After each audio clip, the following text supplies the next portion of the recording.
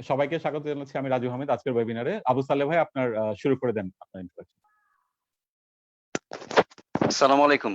আমরা আসলে আন্তরিকভাবে দুঃখিত ছোট্ট একটা টেকনিক্যাল প্রবলেমের কারণে। আমি আবু সালেহ মোহাম্মদ সুশান। আইটি ইন্ডাস্ট্রিতে ২০১১ সাল থেকে কাজ করছি পরোক্ষভাবে। পরবর্তীতে নিজের একটা প্রতিষ্ঠানের মাধ্যমে আমরা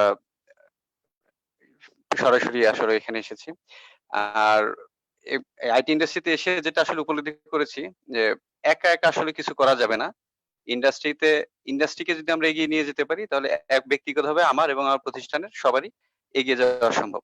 এই উপলব্ধি থেকেই আমাদের আজকের এই ক্ষুদ্র প্রয়াস। তো এটি আমাদের প্রথম আয়োজন।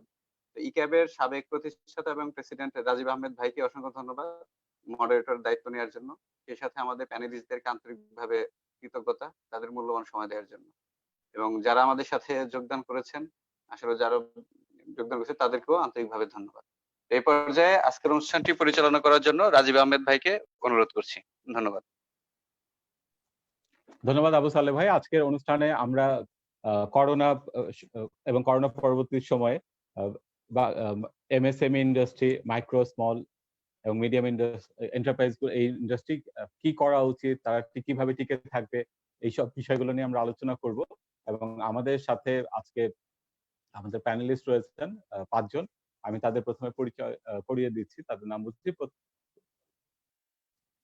প্রথমেই থাকবেন আমাদের এএনএম শফিকুল ইসলাম। উনি একটা মিটিং এ রয়েছেন, উনি 12:30টার দিকে জয়েন করবেন। প্রজেক্ট ডিরেক্টর, জয়েন্ট সেক্রেটারি এবং Bangladesh hi tech park authority ICT division.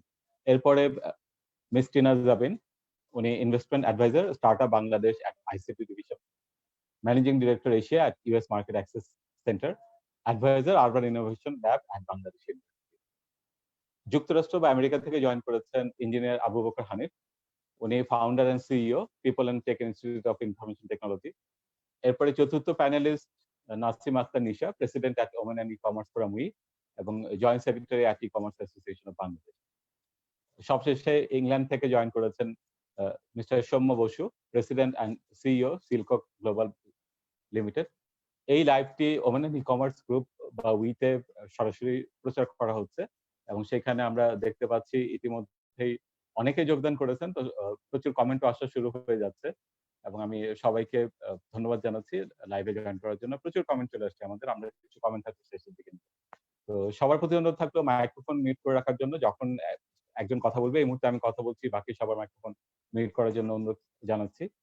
আর একই সাথে আমাদের এই ফরম্যাটটা হবে, প্রথম ১ ঘন্টায় আমি প্যানেলিস্টদেরকে কিছু প্রশ্ন করব এবং তারপরে আমরা যারা পার্টিসিপেন্ট রয়েছেন তারা প্যানেলিস্টদেরকে কিছু প্রশ্ন করবেন এবং প্যানেলিস্টরা তারা উত্তর দেবেন এবং সবশেষে আমাদের যারা পার্টিসিপেন্ট রয়েছেন কয়েকজনের আমরা কথা শুনব এবং এইভাবেই আমাদের প্রায় ১.৫ থেকে ২ ঘন্টা চলবে আমাদের এই ওয়েবিনার। তো সবার আগে আমি মিস্টার সৌম্য বসু ইংল্যান্ড থেকে ওনার প্রশ্ন রাখছি, ওনার কাছে জানতে চাচ্ছি যে এই মুহূর্তে মানে করোনা চলাকালীন এবং করোনা পরবর্তী পরিস্থিতিতে ইন্ডাস্ট্রির কি ধরনের সেফটি মেজার বা নিরাপত্তামূলক সুরক্ষামূলক ব্যবস্থা নেওয়া উচিত? Mister Basu.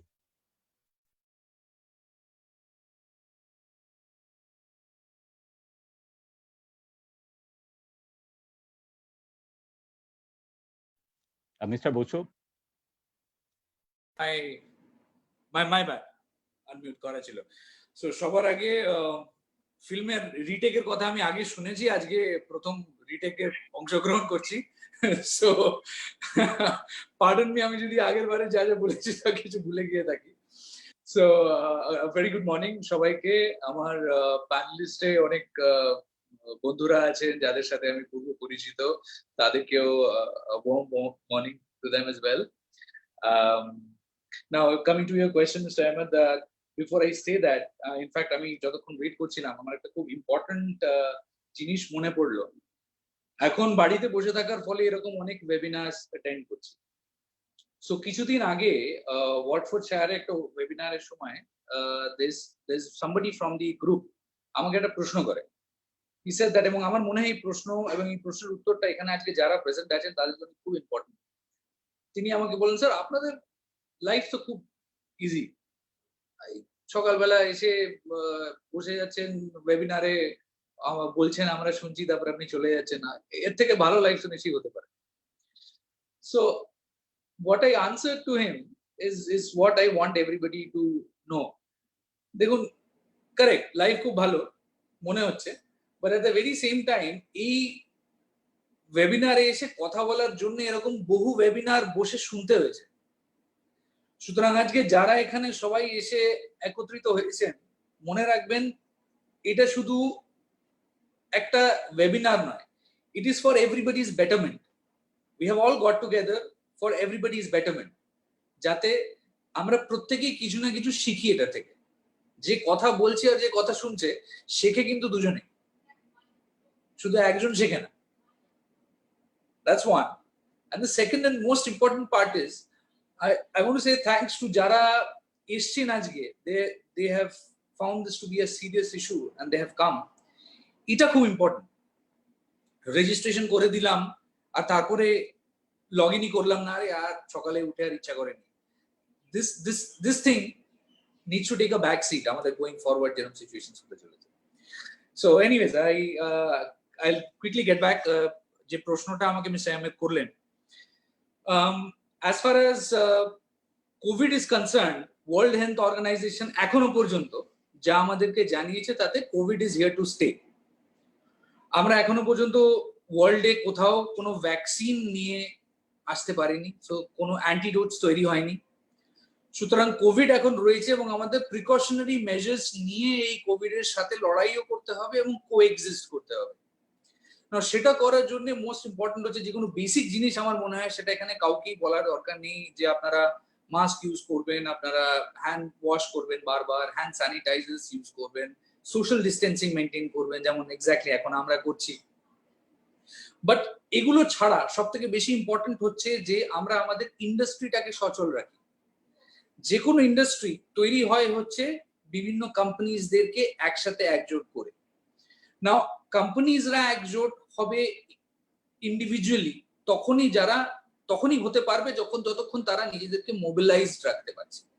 Mobilising themselves is very important, এবং তার জন্য যত স্টেক হোল্ডার্সরা ইনভলভড আছেন এটার মধ্যে, the employers, the workers, the governments, তাদের সবার এটা একটা দায়িত্ব টু প্রোভাইড আ প্ল্যাটফর্ম যেখানে মানুষ বাড়িতে বসে কাজ করতে পারবে, বাড়িতে বসে মিটিংস করতে পারবে, বাড়িতে বসে কথা বলতে পারবে, and will get the same kind of feeling and environment, এবং প্রোডাক্টিভিটি সেরকম ভাবেই হবে যেরকম একটা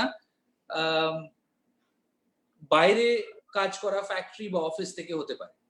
এটা বলা সহজ, কাজটা করা ডেফিনেটলি কঠিন, বাট আমরা সবাই সম্মিলিতভাবে চেষ্টা করছি আমাদের নিজের ছোট ছোট কন্ট্রিবিউশন দিয়ে to make this a way of life. এবং আপনারা সবাই বিশ্বাস করুন, this is going to be a way of life.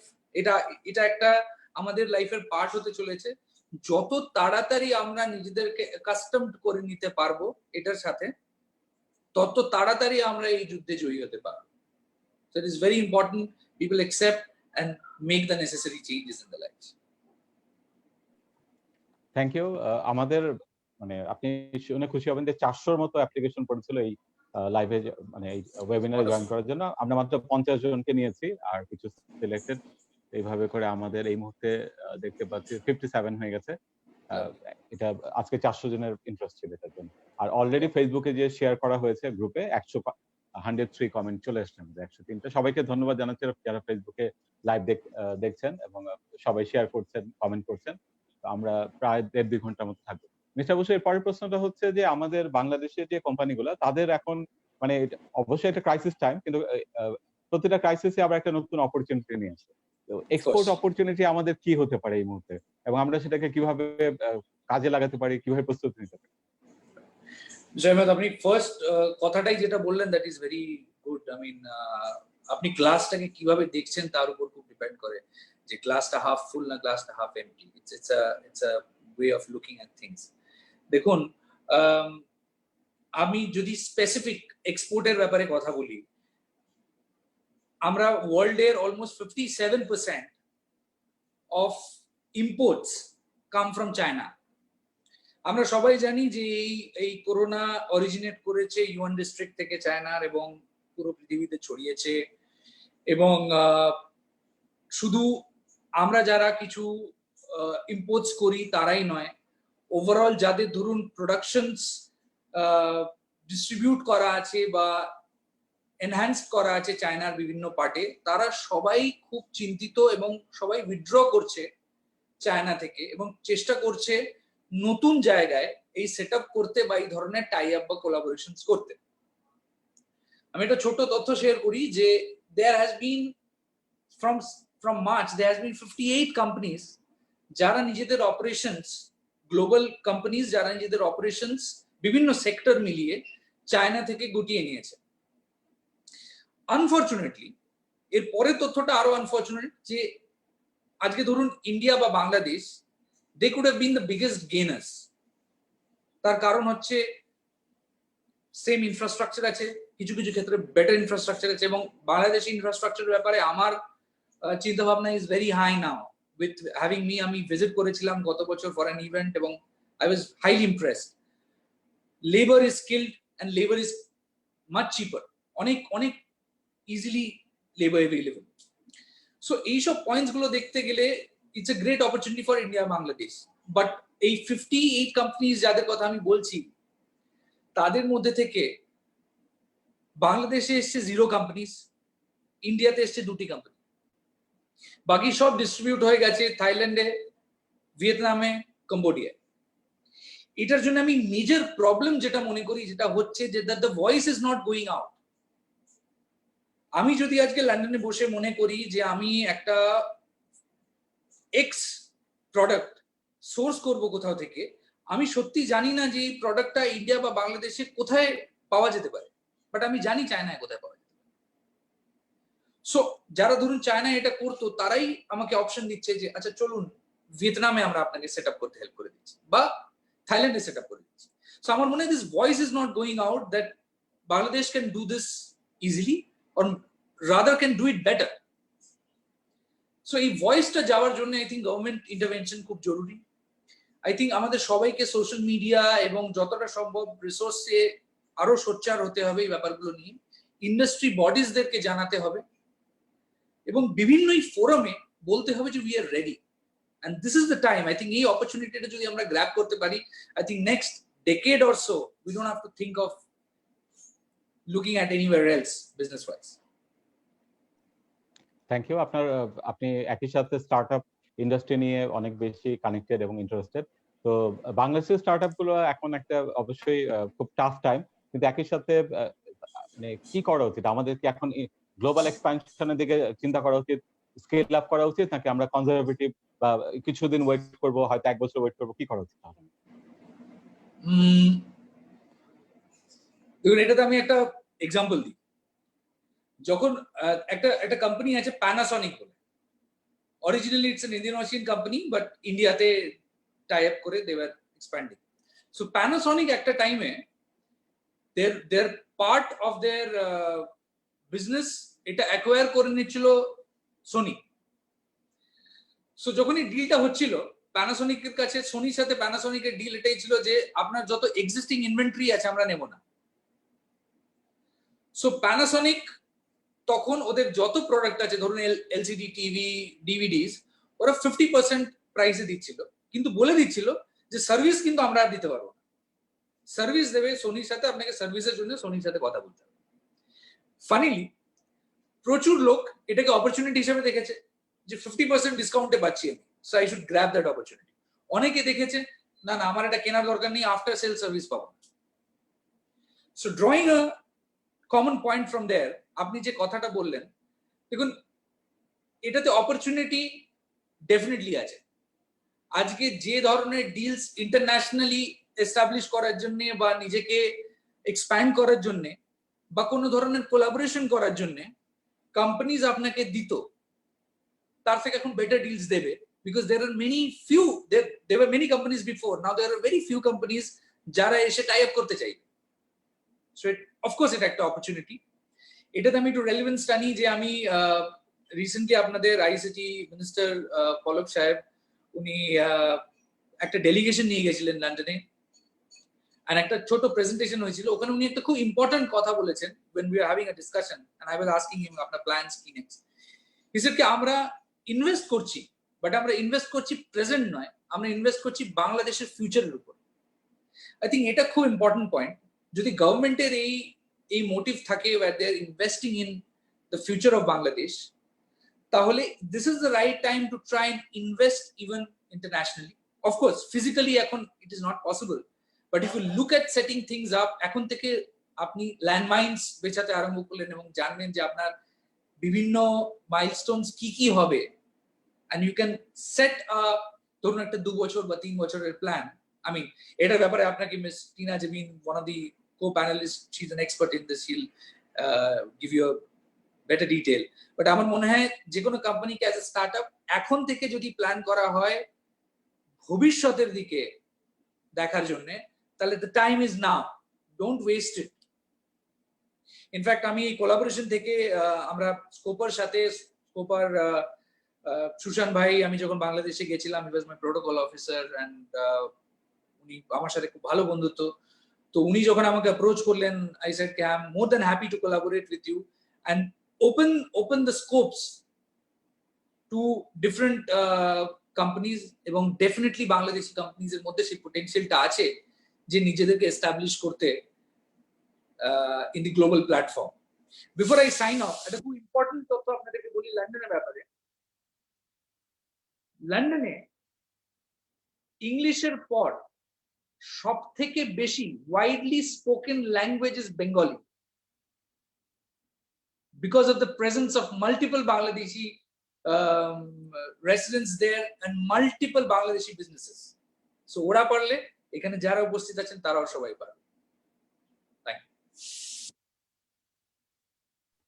Thank you mister Basu. আমি আশা করবো আপনি আমাদের সাথে শেষ পর্যন্ত থাকবেন, কারণ দ্বিতীয় অংশে কিছু প্রশ্ন আসবে আপনার কাছে লন্ডনের ব্যাপারে, আশা করছি। আচ্ছা, এরপরে আমরা নাসিম আক্তার নিশা, ওমেন ই কমার্স ফোরামের প্রেসিডেন্ট এবং একই সাথে ই ক্যাবের জয়েন্ট সেক্রেটারি। তো নিশা, এই মুহূর্তে তুমি ই কমার্স ইন্ডাস্ট্রির দুই অংশের সাথে কানেক্টেড, যারা দেশি পণ্য নিয়ে কাজ করছে, যারা বিদেশ থেকে ইম্পোর্ট করছে।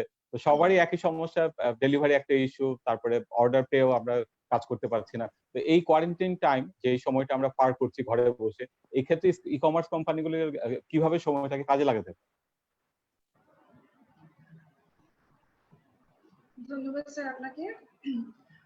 আমরা এখন যে সিচুয়েশনের ভিতরে আছি, আমি এগ্রি করব মিস্টার বাসুর সাথে যে আমাদের আসলে করোনাকে নিয়ে চলতে হবে, যেহেতু এখন পর্যন্ত কোনো ভ্যাকসিন বের হয়নি। সো এই অবস্থাটাকে আমরা মনে করবো যে এটাই লং চলতে হবে, সেইভাবেই আমাদের একটা প্ল্যান করতে হবে। সো এই এখন যেহেতু লকডাউন সিচুয়েশন আছে, সারা জীবন লকডাউন থাকবে না, লকডাউন একসময় চলে যাবে। এই লকডাউন থাকাকালীন আমার মনে হচ্ছে যে বিভিন্ন টাইপের কোর্স আমরা করতে পারি নেক্সট ইন্ডাস্ট্রি যে রেগুলেশনটা আসছে সেটার সাথে কোপ আপ করার জন্য। কারণ এখন দেখা যাচ্ছে যে আইটির উপরে আমরা কিন্তু সবাই ডিপেন্ডেন্ট, চেঞ্জেস কিন্তু আসছে। যারা আমরা আগে আইটি তেমন একটা ইউজ করতাম না, তারাও এখন আইটিতে বসেই কিন্তু ঘরে কাজ করছে। সো এই জায়গাটা আরো মানুষের স্কিল ডেভেলপ হওয়া উচিত। যারা ই কমার্সে কাজ করছেন স্পেশালি তাদের জন্য আমি বলবো যে তারা যেই টাইপের কাজ করছেন সেই টাইপের কাজটাতে তারা আরো যেন স্পেশালাইজড হন। কেউ যদি ফ্যাশন ডিজাইনিং নিয়ে কাজ করেন, কেউ কুকিং নিয়ে কাজ করেন, কেউ ডেটা সেক্টর নিয়ে কাজ করেন, প্রত্যেকটা সেক্টরকে আমি বলবো যে নিজের স্পেশালাইজড এর জায়গাটাকে আবার খুঁজে বের করা, এবং এই যে সময়টা আমরা পাচ্ছি এই সময়টাকে আরো বেশি করে কাজে লাগানো।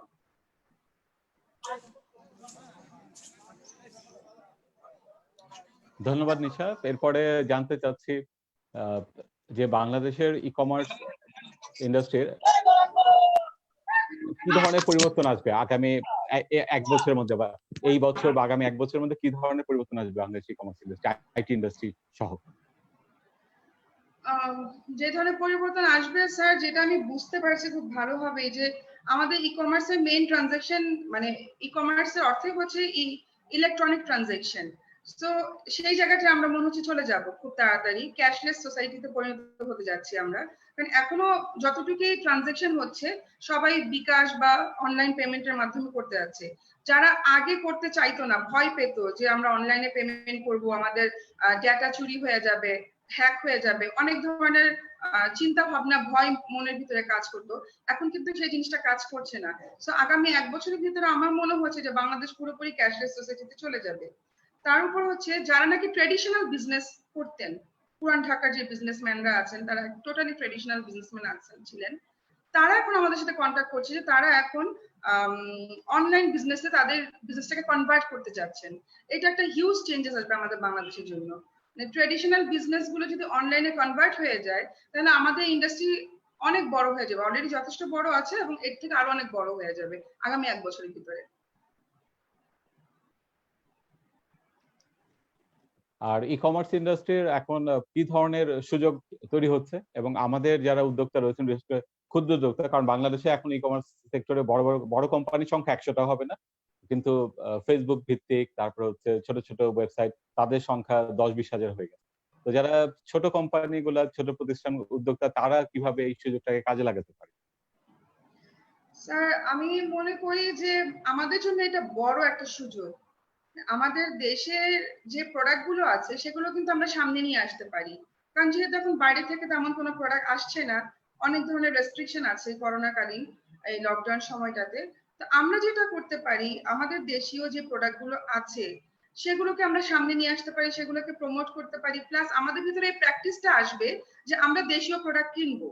আমরা কোনো জিনিস বাইরে থেকে এখন আর আনবো না, আমাদের শাড়ি হোক, কামিজ হোক, বা যে কোনো টাইপের অর্নামেন্টস হোক, সব আমরা দেশীয় জিনিসটাকেই প্রমোট করার চেষ্টা করবো। আমাদের 64টা জেলায় বিভিন্ন টাইপের প্রোডাক্ট স্পেশালাইজড, সেই জিনিসগুলোকে আমরা সামনে উঠিয়ে নিয়ে আসতে পারি। এটা মনে করবো যে আমাদের জন্য যথেষ্ট বড় একটা সুযোগ নিয়ে আসছে। নিশার কাছে আরেকটা শেষ প্রশ্ন করব, সেটা হচ্ছে যে তুমি এই মুহূর্তে মানে শত শত না, অন্তত কয়েক হাজার নারী উদ্যোক্তার প্রতিনিধিত্ব করছো ওমেন ই কমার্স ফোরাম উইয়ের প্রেসিডেন্ট হিসাবে। তো নারী উদ্যোক্তাদের জন্য যদি কিছু বলার থাকে বলতে পারো, এবং তাদের কি অবস্থা বলে মনে হচ্ছে? আমাদের ফোরামে যে আমাদের বোনরা আছেন তাদের উদ্দেশ্যে বলবো, বা যত মেম্বারই সেখানে আছেন, সেখানে অনেক ভাইও আছেন, তাদের সবাইকে বলবো যে আমাদের পজিটিভ থাকতে হবে। আমাদের এই সিচুয়েশনে ভয় পেয়ে গেলে হবে না। পজিটিভিটি অনেক বড় একটা ব্যাপার। নিজের ভিতরে পজিটিভিটি থাকলে কিন্তু আমরা যে কোনো জিনিসকে জয় করতে পারি। সো কোনো রকমই হতাশ হওয়া যাবে না, লেগে থাকতে হবে, থেমে যাওয়া যাবে না। সামনের দুনিয়া আমাদের জন্য বেশ ভালো একটা কিছু নিয়ে আসছে বলে আমি বিশ্বাস করি। ধন্যবাদ নিশাকে অনুরোধ করবো শেষ পর্যন্ত থাকার জন্য, কারণ দ্বিতীয় অংশেও নিশার কাছে প্রশ্ন আসবে, এ ব্যাপারে আমি জি স্যার, নিশ্চিত। আপনাকেও ধন্যবাদ। হ্যাঁ জি, এরপরে হচ্ছে আমরা টিনা আপার কাছে যাবো, টিনা যাবেন। তার কাছে প্রশ্ন হচ্ছে যে টিনা আপা, আপনি স্টার্ট আপ নিয়ে দীর্ঘদিন ধরে কাজ করছেন এবং বাংলাদেশে একজন খুব বড় মাপের বিশেষজ্ঞ হিসেবে আমরা আপনাকে চিনি। তো এখন আমাদের স্টার্ট আপ যে ইন্ডাস্ট্রি, স্টার্ট আপ যে কোম্পানিগুলো রয়েছে, তারা এই কোয়ারেন্টাইন টাইম, এই করোনার যে টাইমটা, তারা এটাকে কিভাবে বেস্ট ওয়েতে ইউটিলাইজ করতে পারে? থ্যাংক ইউ রাজীব ভাই। ফার্স্ট অফ অল আমি সবাইকে জাস্ট ওয়েলকাম করছি টু দ্য প্রোগ্রাম, পার্টিসিপেন্টস যারা আছে, এবং সৌম্য আমাদের লন্ডন থেকে জয়েন করেছে। It's good to hear from you Soumya. আর সুশান্ত, তোমার কোম্পানিকে অনেক ধন্যবাদ to arrange such a timely program. আর প্যানেলিস্ট সবাইকে জাস্ট শুভ অপরাহ্ন, আই গেস ইটস অলমোস্ট 12। তো রাজু ভাই, আপনার কোয়েশ্চেনটা হলো যে এই সময় আমাদের স্টার্টআপসরা কি করতে পারে, রাইট? সো অনেক কিছু করতে পারে। The worst thing that they can do is not doing anything. আসলে অনেক কিছু করার আছে, এবং সৌম্য এর আগে বলল, বেশ কিছু পয়েন্টস বলেছে, আমি আবারও কিছু পয়েন্টস ওর সাথে অ্যাড করি। সেটা হলো, প্রথমত এই যে প্যান্ডেমিকটা আমরা দেখছি সামনে, যে কোভিড-19 প্যান্ডেমিক, এটা কিন্তু আমাদের ওই .com এরা, .com বার্স্ট, ওগুলা কিছু না, মানে ওটার চেয়ে অনেক বেশি একটা বড় আকারের একটা ক্রাইসিস, এবং এর ফলে পুরা পৃথিবীটা একটা রিসেট বাটনের মধ্যে দিয়ে যাচ্ছে এবং যাবে। সুতরাং পোস্ট কোভিড যেই পৃথিবীটা আমরা দেখব, কনজিউমার বিহেভিয়ার থেকে শুরু করে আমাদের গভর্নমেন্ট সার্ভিসেস, তারপরে এভরিথিং ইন এভরি কান্ট্রি, বড়লোক দেশ হোক আর মধ্যবিত্ত আর নিম্ন আয়ের দেশ হোক, it's a big change. So সুতরাং সবখানেই কিন্তু স্টার্টআপসরা স্ট্রাগল করছে। হ্যাঁ, শুধু এটা বাংলাদেশ বা আমাদের এই দিক এশিয়া কান্ট্রি না, ইউএসএ তেও স্টার্টআপস ইনভেস্টিং একদমই কমে গেছে ফার্স্ট কোয়ার্টারে। এবং হোয়াট দ্য ইনভেস্টার্স কি করছে, যে কি করছে সেটা হলো, এবং investors their behavior is kind of similar. They're all business people trying to contribute and also make a profit. So আমাদের চিন্তা করতে হবে যে আমরা আসলে স্টার্টআপসরা আমরা কিভাবে এই সময়টা বেস্ট ইউজ করতে পারি, কারণ আফটার পোস্ট কোভিড যখন লকডাউন খুলবে এবং উইদিন দ্য নেক্সট 10-12 মান্থস যখন আমরা আসলে আবার যাব ফান্ড উঠানোর জন্য ইনভেস্টারদের কাছ থেকে, ইনভেস্টর দেখতে চাবে যে আমরা আসলে কিভাবে সময়টা ইউজ করছি। So this are some of the things I think আমাদের বাংলাদেশের পার্সপেক্টিভে স্টার্টআপসরা করতে পারে। সেটা হলো ওরা দেখতে পারে যে আমাদের যে বিজনেসটা আছে এখন, সেই বিজনেসটা what ever that business is, এই বিজনেসটা পোস্ট কোভিড মার্কেটে ওয়ার্ল্ডে আসলে আর রেলেভেন্ট কিনা, ঠিক আছে, সেটা খুব ইম্পর্টেন্ট। তো সেই জন্য আমাদের অ্যালাইন করতে হবে যে এখন যদি আমি একটা any type of business where there is a lot of contact, travel business, যেখানে lot of personal contact, lot of traveling, hotel, this and that, Airbnb টাইপের বিজনেস বা হসপিটালিটি ইন্ডাস্ট্রি, সেই বিজনেসটা কি আসলে ওইভাবেই থাকবে না আসলে আমাদেরকে একটু পিভটিং করতে হবে? ফর এক্সাম্পল, আমাদের এখন বাংলাদেশে এসেনশিয়াল সার্ভিসেস আমরা বলি, essential services and services which are supporting critical infrastructure, এই বিজনেসগুলোতে যে সমস্ত industry startups any one of them যারা আছে ফ্যান্টাস্টিক, কিন্তু যারা নাই তারা হুট করে ঢুকে যায় না যেন। তাদেরকে দেখতে হবে যে আমার এক্সিস্টিং বিজনেস যেটা আমি করছি সেটা কোনোভাবে পোস্ট কোভিড মার্কেট অপরচুনিটিতে আমি ইন্টিগ্রেট করতে পারবো নাকি, এক নম্বর। সেই জন্য অনেক রকম আমাদের বাংলাদেশে তো অনেক আমাদের স্টার্টআপ ইকোসিস্টেম এনেবলার্স আছে। সো আমি শিওর যারা পার্টিসিপেন্ট আছে তারা অনেককেই চেনে বা প্ল্যাটফর্ম গুলাকে চেনে, they should go and talk to their experts. যদি সেটা না হয়, যদি পিভট করতে না পারি, then it's okay to say that okay, we tried and let's move into something else. Don't waste your time. Don't waste your time on something that is not going to work post COVID. So এটা হলো একটা খুব it sounds a bit harsh, but যেটা loss হবে সেটা এখনই নিয়ে নেওয়া ভালো। কিছু জিনিস আমাদের দেখতে হবে এবং আর কি অপারেশনসে কি করতে হবে সেটা হলো cash is king in this type of crisis. So operations lean করতে হবে অনেক, যে সমস্ত এক্সপেন্সেস একদমই দরকার নাই absolutely necessary expenses রেখে you have to basically cut your cost, and if that means laying off employees, it's better to do it now, go deep, then tranches এ করা। এটা হয়তো বা শুনতে খুব খারাপ লাগে, কিন্তু আসলে to survive that's the way to go. কারণ যখন আমরা ফেরত যাব আবার ফাইন্যান্সিং এর জন্য, ইনভেস্টররা কিন্তু এটা পছন্দ করবে না যে আমরা স্ট্র্যাটেজিক ডিসিশনস গুলো না নিয়ে উই বার্ন ক্যাশ। এটা তো ইনভেস্টার্স মানি। সো ওরা এটাই পছন্দ করবে যে এই স্টার্টআপের judgement is very good, very sound, business long-term business operations এরা বুঝতে পারে, and they can take hard decisions, and you have to take hard decisions when you have to you have to survive and sustain and basically progress your business. So আরো দুই একটা কথা আমি খুব তাড়াতাড়ি বলবো। একটা বিজনেস যেটা বললাম runway, we talked about cash is king, make sure you are preserving your cash. এছাড়াও পিভট যদি করতেই হয় তাহলে দেখতে হবে যে আমার এক্সিস্টিং মডেলে এটা করা যাবে কিনা, নাকি আমাকে একদমই চেঞ্জ করতে হবে। এটা একটা খুব ইম্পর্টেন্ট জিনিস। আরেকটা হলো যেটা আমি দেখতে পাচ্ছি, যেহেতু আমি স্টার্টআপস এর সাথে এখন খুব বেশি গ্রাউন্ড লেভেলে কাজ করতেছি, দেখতে পাচ্ছি there is lot of collaboration, এবং এটা আমার মনে হয় সৌম্য তুমিও বলেছো যে you guys have to partner even with your competitor. এবং কোলাবোরেশনে এটাই হবে, সেটা হলো যে হয়তো অনেকেই they can actually share resources. You can share your CFO in exchange for the very good software engineer that's in the other platform. So this is very important. So think about that. এবং আরেকটা খুব important জিনিস যে যারা যে সমস্ত startups যারা তোমাদের ইনভেস্টার্স আছে এখন, reach out to them, and not just for money. These are seasoned business people. They have lots of knowledge. Reach out to them and ask for strategic advice.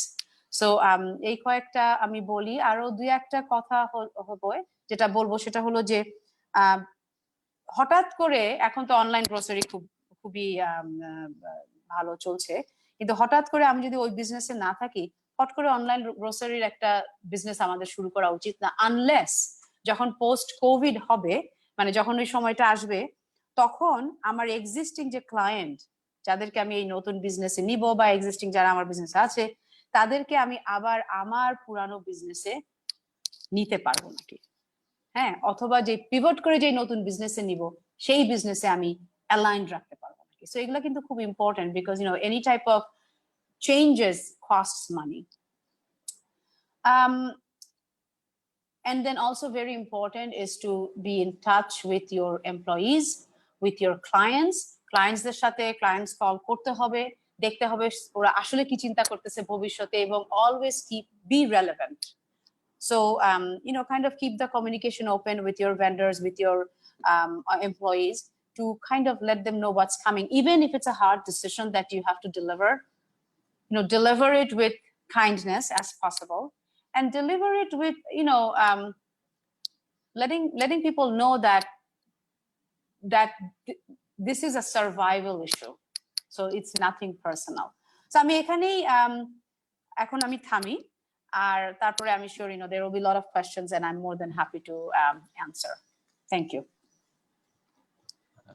Thank you টিনাপা, আপনার কাছে আবার একটু পরে ফিরে আসবো। ইনফ্যাক্ট এর পরের প্রশ্নটা হচ্ছে আমেরিকা থেকে, যুক্তরাষ্ট্র থেকে মিস্টার আবু বকর হানিফ, ওনার কাছে যে মিস্টার হানিফ, প্রশ্নটা হচ্ছে এখন আইটি ইন্ডাস্ট্রি বিশেষ করে স্টার্টআপদের কি ধরনের চেঞ্জ আসছে, আপনি আমেরিকান পার্সপেক্টিভে বলতে পারেন, বাংলাদেশের সাথেও আপনার ডিরেক্ট কানেকশন রয়েছে, দুই পার্সপেক্টিভেই বলতে পারেন কি ধরনের চেঞ্জ আইটি ইন্ডাস্ট্রি দেখতে পাচ্ছে। ধন্যবাদ আপনার স্কোপা টেকনোলজিকে এরকম একটা ওয়েবিনারের আয়োজন করার জন্য। আমি টিনা জারভিন আপার কথা শুনতেছিলাম এবং উনি অনেক কিছুই কভার করেছেন বাংলাদেশের পার্সপেক্টিভে, এবং এই কথাগুলো প্রত্যেকটা স্টার্টআপেই পালন করা উচিত আমি মনে করি। It's like a Bible. So আমি কিছু জিনিস অ্যাড করব বেসিক্যালি। সেটা আপনারা দেখছেন যে কোভিড-19 এটা কিন্তু শেষ হয়ে যাচ্ছে না, আমি মনে করি এটা চলমান, এটা চলবে। এটা আমাদেরকে অনেক শিক্ষা দিয়েছে, এটা থেকে আমাদের অনেক শিখতে হবে। আমরা ফ্যামিলির সাথে একসাথে থাকার সুযোগ পাচ্ছি। সবসময় 9টা 5টা কাজ করতে হতো অফিসে গিয়ে, এখন বাসায় কিভাবে অফিস এনভায়রনমেন্ট মেনটেন করা যায় ইন প্যারালাল উইথ ফ্যামিলিকে টাইম দেওয়ার সাথে সাথে। তারপর এটাকে আমরা পজিটিভলিও দেখতে পারি, কারণ কেউ যখন অফিসে যায়, অফিসে যাওয়া আসার সময় যে সময়টুকু আছে সেটুকু সে কাট করতে পারে, বাসায় কমফোর্টেবলি সে বসতে পারে, বসে এই কাজগুলোকে করতে পারে। স্টার্টআপের ক্ষেত্রে আমি যেটা চিন্তা করতে বলবো যে বিজনেস চেঞ্জ হয়ে যাচ্ছে। আপনার বাংলাদেশের কথাই আপনি মনে করেন যে পাঠাও, এই যে সার্ভিস, রাইড শেয়ারিং সার্ভিস, অথবা আপনি যে সহজ, অথবা হাংরি নাকি, তাহলে এইসব কোম্পানিগুলোর কথাই আপনি দেখেন, এদের বিজনেস তো চেঞ্জ হয়ে যাচ্ছে। অপরদিকে আপনি যদি চাল ডালের কথাই বলুন, তাহলে চাল ডালের বিজনেস কিন্তু অনেক বেড়েছে, 2 times 3 times বেড়েছে।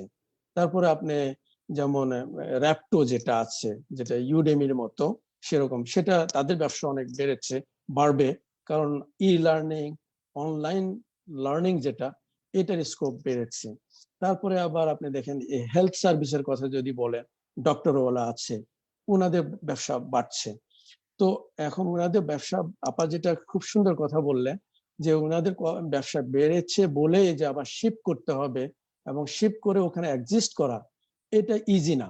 এটা হতে হলে নিজকে প্রস্তুত করতে হবে, লার্ন করতে হবে, স্কিল ডেভেলপমেন্ট করতে হবে, এবং স্কিল ডেভেলপমেন্টের কোনো বিকল্প নাই।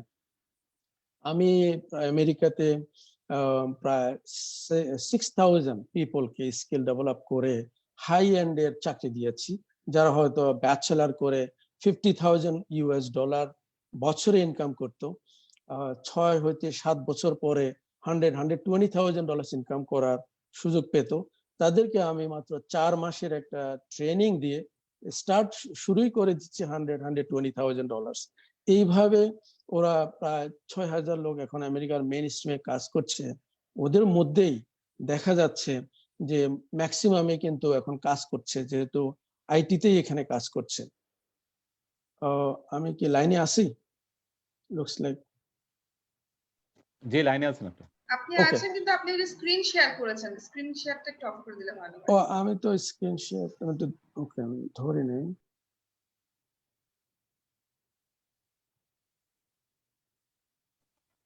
ঠিক আছে, আমরা Okay. আচ্ছা হ্যাঁ কন্টিনিউ করেন। আচ্ছা আমরা আপনার কাছে আবার একটু পরে আসছি, আমরা আবার Okay. টিনা আপার কাছে চলে যাই। টিনা আপা, এই কারেন্ট সিচুয়েশন যদি আরো ধরেন 6 মাস 1 বছর কন্টিনিউ করে, তাহলে আমাদের বর্তমান সিচুয়েশনে আমাদের স্টার্টআপ কোম্পানিগুলোর জন্য কি ধরনের অপরচুনিটি স্কোপ আসছে, মানে লোকালি এন্ড গ্লোবালি, এবং সেটা আমাদের গ্র্যাব করার জন্য কি করা উচিত, কি কি স্টেপ নেওয়া উচিত? টিনা আপা। থ্যাংক ইউ রাজীব ভাই। আমি কয়েকটা ছোট ডেটা শেয়ার করি। আমাদের আসলে স্টার্টআপ ইকোসিস্টেমের সিচুয়েশন ইজ কোয়াইট ডায়ার। হ্যাঁ, আমরা একটা সার্ভে করেছিলাম এবং অলমোস্ট 46% অফ দ্য স্টার্টআপ, এটা around middle of April, 46% of the startups lost 100% of their revenue. So এগুলা কিন্তু মানে, এবং এই স্টার্টআপস গুলা কিন্তু there are like marquee startups, mid size startups and এবং ছোট সাইজের startups. 37% reported a revenue loss of 50 to 100%. Sorry, 99%.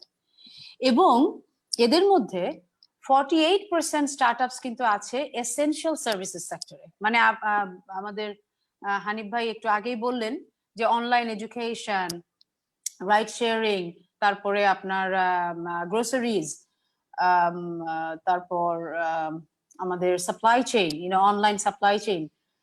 So এই সবগুলা মিলে কিন্তু this are scary numbers, right?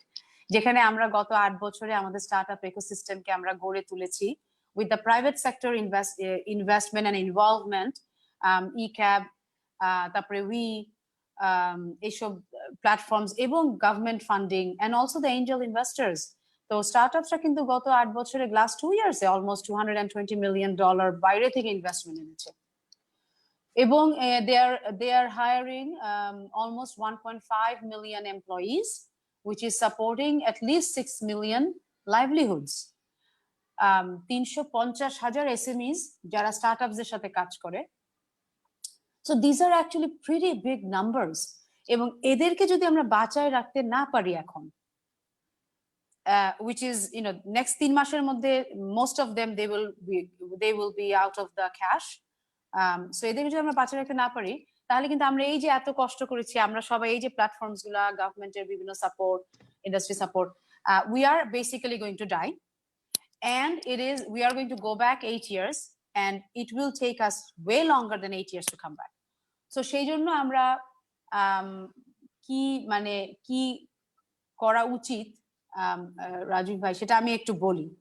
তো আমাদের গভর্নমেন্ট থেকে আমরা আপনার কথা শুনবো কি করা উচিত। জাস্ট জি কয়েক সেকেন্ড একটা ইন্টারাপ্ট করি। সেটা হচ্ছে আমাদের সাথে আমাদের প্রথম panelist ANM Shafiqul Islam, project director, joint secretary, Bangladesh hi tech park authority ICT division, উনি জয়েন করেছেন। ওনাকে আমরা স্বাগত জানাচ্ছি। তো আপনি তার তিননাপা কন্টিনিউ করেন, তারপর আমরা ওনার কাছে যাব। আসসালামু আলাইকুম শফিক ভাই, thank you for inviting me to this session. So আমরা আলাপ করছিলাম যে আমরা স্টার্টআপস এর জন্য কি করতে পারি আমাদের গভর্নমেন্ট থেকে এবং অলসো ইনভেস্টরসদের থেকে। সো গভর্নমেন্ট থেকে তো আমাদের কিছু প্রোগ্রাম এখন চলছে, সেটা আপনারা জানেন যে স্টার্টআপ বাংলাদেশ কোম্পানি ফর্ম হয়েছে। সেখান থেকে আমরা কিছু এক্সপেডিটেড ফান্ডিং করতে পারি, এটা বিবেচনায় আছে। স্টার্টআপ বাংলাদেশের যে ইউজুয়াল আইডিয়া প্রজেক্ট থেকে যে ফান্ডিং গুলো হয়, সেটা এক্সপেডিটেড করার একটা চিন্তা চলছে। এছাড়াও হাইটেক পার্কে আমরা কিছু প্রপোজাল দিয়েছি, সেটা হলো যে ওদের যে সমস্ত ওয়্যারহাউস ফ্যাসিলিটিস, সেই ওয়্যারহাউস ফ্যাসিলিটিস গুলো আমরা একটু ব্যবহার করতে পারি নাকি। এবং শুধু হাইটেক পার্ক না, আসলে গভর্নমেন্টের অনেক ওয়্যারহাউস ফ্যাসিলিটিস আছে যেখানে আমাদের অনলাইন গ্রোসারিজ ওদের দে আর আউট অফ ক্যাপাসিটি, তারা ওই ফ্যাসিলিটি গুলো ব্যবহার করতে পারে নাকি। এছাড়াও আমরা আসলে একটা চিন্তা করছি যে আমাদের জন্য আলাদা করে কোনো স্টিমুলাস প্যাকেজ করা যায় নাকি। সো বিভিন্ন ধরনের প্রস্তাব আমরা চিন্তা করছি এবং সিরিয়াসলি চিন্তা করছে আমাদের ICT minister, honourable state minister Junaid Ahmed Palak, এবং আমরা আশা করছি যে আমরা কিছু একটা পজিটিভ নিউজ শুনতে পাবো। Thank you.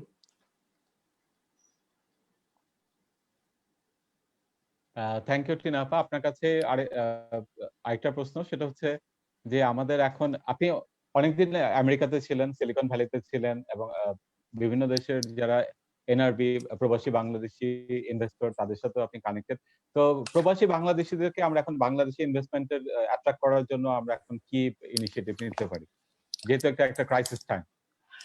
হ্যাঁ, প্রবাসী বাংলাদেশিদের কিন্তু সবসময় একটা ইন্টারেস্ট আছে বাংলাদেশে ইনভেস্ট করার, এবং অনেকেই কিন্তু ইনভেস্ট করেছে in existing big startups. There are a lot of quite a few expat Bangladeshis, এবং আমরা যখন 3.5 বছর আগে স্টার্টআপ বাংলাদেশ প্রজেক্টটা শুরু করি, অনেকে ইন্টারেস্ট দেখিয়েছে যে ওরা কিভাবে ইনভেস্ট করতে পারে সেটা করা।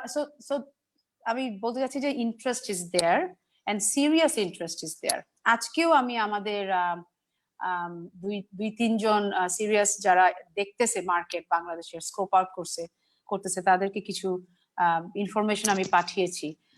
So there is the interest, কিন্তু সেটাখানে যাওয়ার আগে আমাদের নিজেদের দেশ থেকে নিজের লোকাল ইনভেস্টমেন্ট ইনক্রিজ করতে হবে। এবং কারণ সবাই দেখতে চায় যে do we have skin in the game. So গভর্নমেন্টের কতখানি আছে, প্রাইভেট যারা ইনভেস্টর আছে লোকাল তাদের কতখানি ইনভেস্টমেন্ট আছে, তারপরে আমরা প্রবাসী বাংলাদেশের দিকে যেতে পারি। I mean obviously আমাদের তো ease of doing business, we also need to do a little bit of work on that, although এটা অনেক ইমপ্রুভ করেছে, কয়েক নচ তো আমরা উঠে এসেছি। So I think that first of all going back to network, যদি আমরা মনে করি যে আমাদের অ্যাক্সেস আছে এই সমস্ত এনআরবিস এর প্রতি, we should go and promote. Soumya কিছুক্ষণ আগে একটা কথা বললো যে আমাদের অনেক রকম ইনিশিয়েটিভ আমরা করছি বাংলাদেশে, কিন্তু মানুষ জানে না। সো বাংলাদেশের ব্র্যান্ডিং খুব important, and that's not just branding for startup, branding of Bangladesh itself. So এখানে আমাদের শফিক ভাই আছেন, সালাম শফিক ভাই। আমি মনে করি যে হাইটেক, আসসালামু আলাইকুম, আমি মনে করি শফিক ভাই যে আমাদের একটা হাইটেক পার্ক অথরিটি, আমি শিওর আপনাদের তো নিশ্চয়ই কিছু নতুন প্রজেক্ট আসবে, সেখানে বাংলাদেশে ব্র্যান্ডিং করার জন্য আমাদের কিছু ইনিশিয়েটিভ নেওয়া দরকার। এবং এছাড়াও আমরা যারা প্রবাসী বাংলাদেশিরা আছি, যারা মোটামুটি অনেকদিন থেকে আছি, আমাদের একটা পরিচিতি আছে, আমাদেরও কিন্তু বিদেশে যায় বাংলাদেশকে ব্র্যান্ডিং করতে হবে পজিটিভলি। কারণ বাংলাদেশ কিন্তু এখন আগের দেশ নাই যে আমরা যাই ফ্লাড হইলে মানুষের কাছ থেকে রিলিফ আনি। আমরা আসলে ফ্লাড হইলে, অন্য দেশে ফ্লাড হইলে আমরা রিলিফ পাঠাই। তো এই জিনিসটা, এই স্টোরিগুলো আমাদের বলতে হবে বাইরে। তো রাজীব ভাই আমি এখানেই এখন স্টপ করি। হ্যাঁ, থ্যাংক ইউ। আমরা শফিক সাহেবের কাছে চলে যাব, এবং উনি একটা মিটিং থেকে এসেছেন, আবার একটা মিটিং এ চলে যাবেন, হয়তো 10 মিনিটের বেশি আমাদের সাথে থাকতে পারবেন না। আপনাকে অনেক ধন্যবাদ আমাদের সাথে যোগ দেওয়ার জন্য। আপনার কাছে প্রশ্ন হচ্ছে যে আমাদের এই যে বর্তমান যে অবস্থা, সেটা জিডিপি এবং আমাদের ইম্পোর্ট আমদানিতে কি ধরনের প্রভাব ফেলবে করোনা পরিস্থিতির কারণে? ধন্যবাদ আপনাকে। আসলে করোনা তো এখন একটি বৈশ্বিক সমস্যা, সারা বিশ্ব আমরা যা ভাবিনি আমরা তাই দেখতে পাচ্ছি যে সারা বিশ্ব অচল হয়ে গেছে। যে প্রত্যেক শুধু আমরা না, সারা বিশ্বই অচল, একেবারে সবাই এখন লকডাউন পরিস্থিতিতে। তো আমরা যেটা বিভিন্ন স্টাডিতে বিভিন্ন জায়গায় দেখা যাচ্ছে যে জিডিপির প্রচুর সব জায়গায় একটা রিসেশনের একটা সম্ভাবনা দেখা দিচ্ছে, কারণ উৎপাদন ব্যবস্থা এখানে ব্যাহত হচ্ছে, আমাদের কলকারখানাগুলো বন্ধ আছে, আমাদের উৎপাদনমুখী কর্মকাণ্ড হচ্ছে না, আমাদের সার্ভিস সেক্টর বন্ধ আছে। সব মিলিয়ে যে আমরা যদি বাংলাদেশের দিকে তাকাই, যে যখন করোনা ভাইরাস প্রথম ডিটেক্টেড হওয়ার পরে গভর্নমেন্ট সবকিছু বন্ধ করে দিল 26 তারিখে, যে আমরা আমাদের একটা লকডাউন পরিস্থিতিতে যাওয়ার কথা, সেদিন থেকে কিন্তু আমরা আমাদের কলকারখানাগুলো মোটামুটি শাটডাউন অবস্থায় আছে। যে এই যে এটাতে শুধু যে উৎপাদনমুখী যে সেক্টর গুলো সেটা বন্ধ আছে তা না, এর সাথে কিন্তু আমাদের পোল্ট্রি শিল্প, এগ্রিকালচার, তারপরে আমাদের কটেজ ইন্ডাস্ট্রি সবকিছুই কিন্তু একটা রিসেশনের মধ্যে পড়ে গেছে। আমরা যদি দেখি যে পহেলা বৈশাখ উপলক্ষে কিন্তু আমাদের যে কটেজ ইন্ডাস্ট্রি গুলো প্রচুর কাজ করে থাকে, যে একেবারে গ্রামীণ মানুষগুলো তারা কিন্তু বিভিন্ন খেলনা তৈরি করে, বিভিন্ন প্রোডাক্ট তৈরি করে, বিভিন্ন বুটিক হাউস গুলো বিভিন্ন জিনিস তৈরি করে। এবং আমরা কিন্তু এই পহেলা বৈশাখের যে অর্থনৈতিক যে কর্মকাণ্ড এটা কিন্তু আমরা মিস করেছি, ফলে আমাদের জিডিপিতে কিন্তু আমাদের এটা অত্যন্ত একটা নেগেটিভ ইম্প্যাক্ট পড়বে। তেমনি রোজার মাসে যে রোজার ঈদকে কেন্দ্র করে যে আমাদের কেনাকাটা হয়, যে মানি মার্কেটটা সচল থাকে, যে বাজার সচল থাকে, সেটাও কিন্তু আমাদের হচ্ছে না। আপনি দেখেন আমাদের টেইলারিং হাউস গুলো বন্ধ, বুটিক হাউস গুলো বন্ধ, লোকজন কোনো পোশাক বানাচ্ছে না। এই লোকগুলো কিন্তু, এই খেটে খাওয়া মানুষগুলো কিন্তু এই সময়টার জন্য অপেক্ষা করে। তবে একটি বড় কথা, যে আমাদের গভর্নমেন্ট অত্যন্ত সজাগ এবং প্রথম থেকেই কিন্তু ভালো পদক্ষেপ নিয়েছে, যে একেবারে প্রথম থেকেই যে লকডাউন পরিস্থিতিতে যা যা করণীয় সবকিছুই করছে। তার মধ্যে শুধু এটাই না, সোশ্যাল ডিস্টেন্স মেনটেনিং না, গভর্নমেন্ট কিন্তু প্রথমেই 5,000 কোটি টাকার একটা প্রণোদনা ঘোষণা করেন, এবং তারপরে কিন্তু আবার 67,700 কোটি টাকার মতো প্রণোদনা ঘোষণা করেছেন। সেটা কিন্তু শিল্প সেক্টরে, তারপরে এগ্রিকালচারে, কটেজ ইন্ডাস্ট্রিকে সবকিছুকে মিলিয়ে এটা সাপোর্ট দেওয়ার জন্য, যে আমাদের প্রায় 73,000 কোটি টাকার একটা প্রণোদনা প্যাকেজ। তো আমরা কিন্তু আশা করছি যে এই প্রণোদনা প্যাকেজের একটা সুষ্ঠু ব্যবহার হবে, এবং সুষ্ঠু ব্যবহারের মাধ্যমে আমাদের জিডিপিতে যে ইম্প্যাক্ট পড়বে, অবভিয়াসলি ইম্প্যাক্ট পড়বে, কারণ আমরা আমাদের প্রোডাক্ট বাইরে পাঠাতে পারছি না, আমাদের সার্ভিস সেক্টর গুলো বন্ধ আছে, আমাদের রেমিটেন্স কমে যাচ্ছে।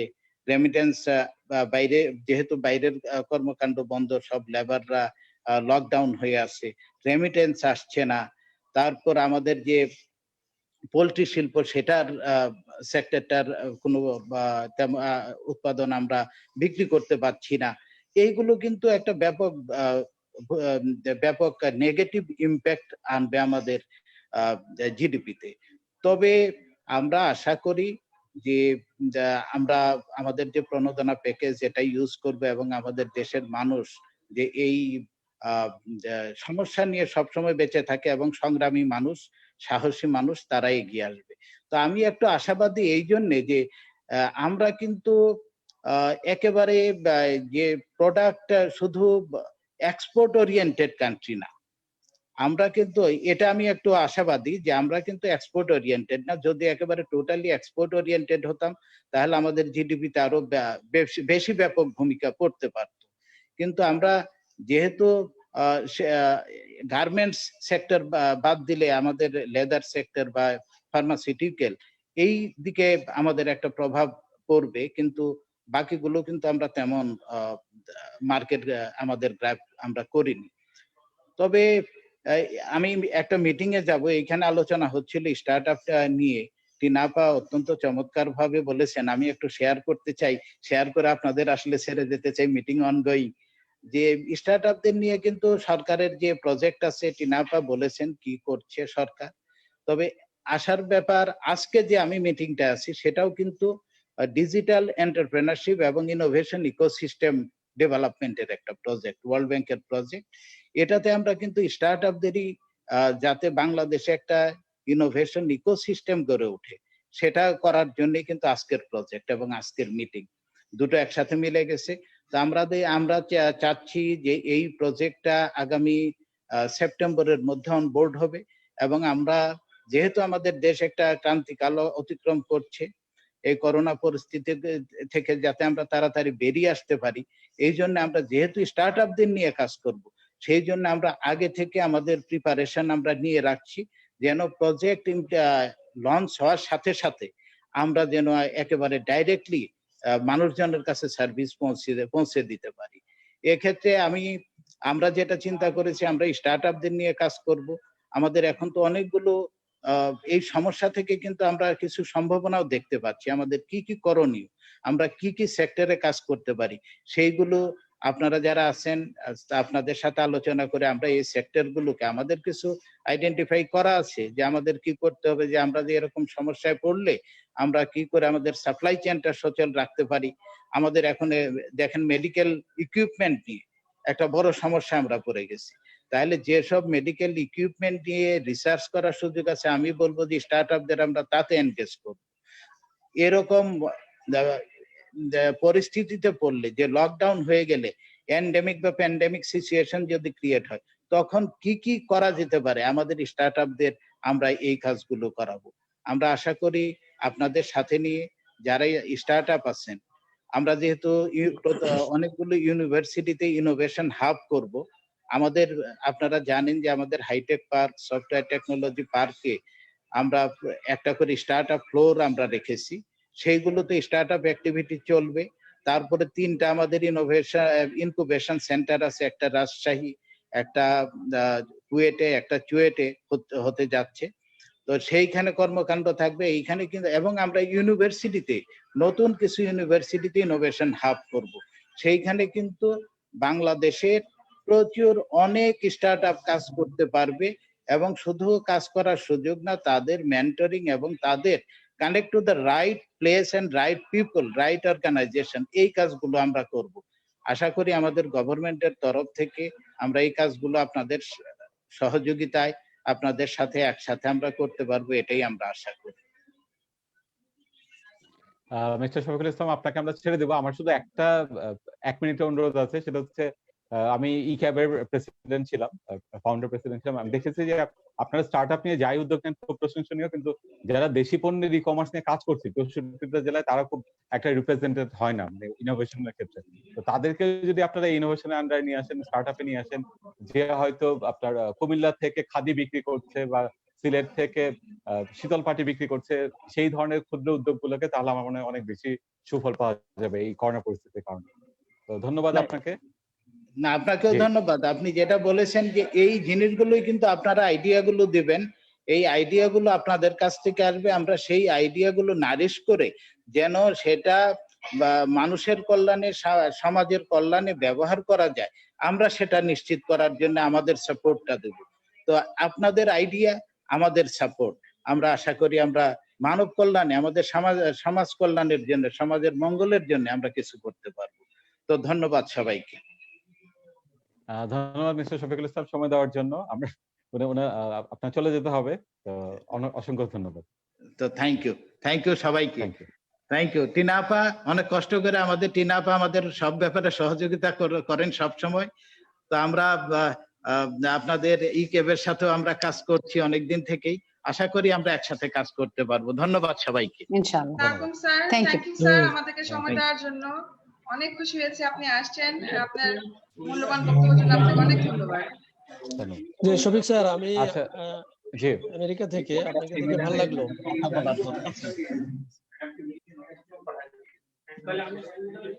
আচ্ছা, 5 তারিখের মিটিং এ আপনি আসবেন। আচ্ছা, এরপরে আমরা চলে যাব আমেরিকা থেকে মিস্টার আবু বকর হানিফ। হানিফ আছে? জি জি মিস্টার হানিফ, আপনি আশা করি আমাকে পরিষ্কার শুনতে পাচ্ছেন? জি আমি শুনছি। আচ্ছা, আমি যেটা বলতেছিলাম যে this is the perfect time to update themselves.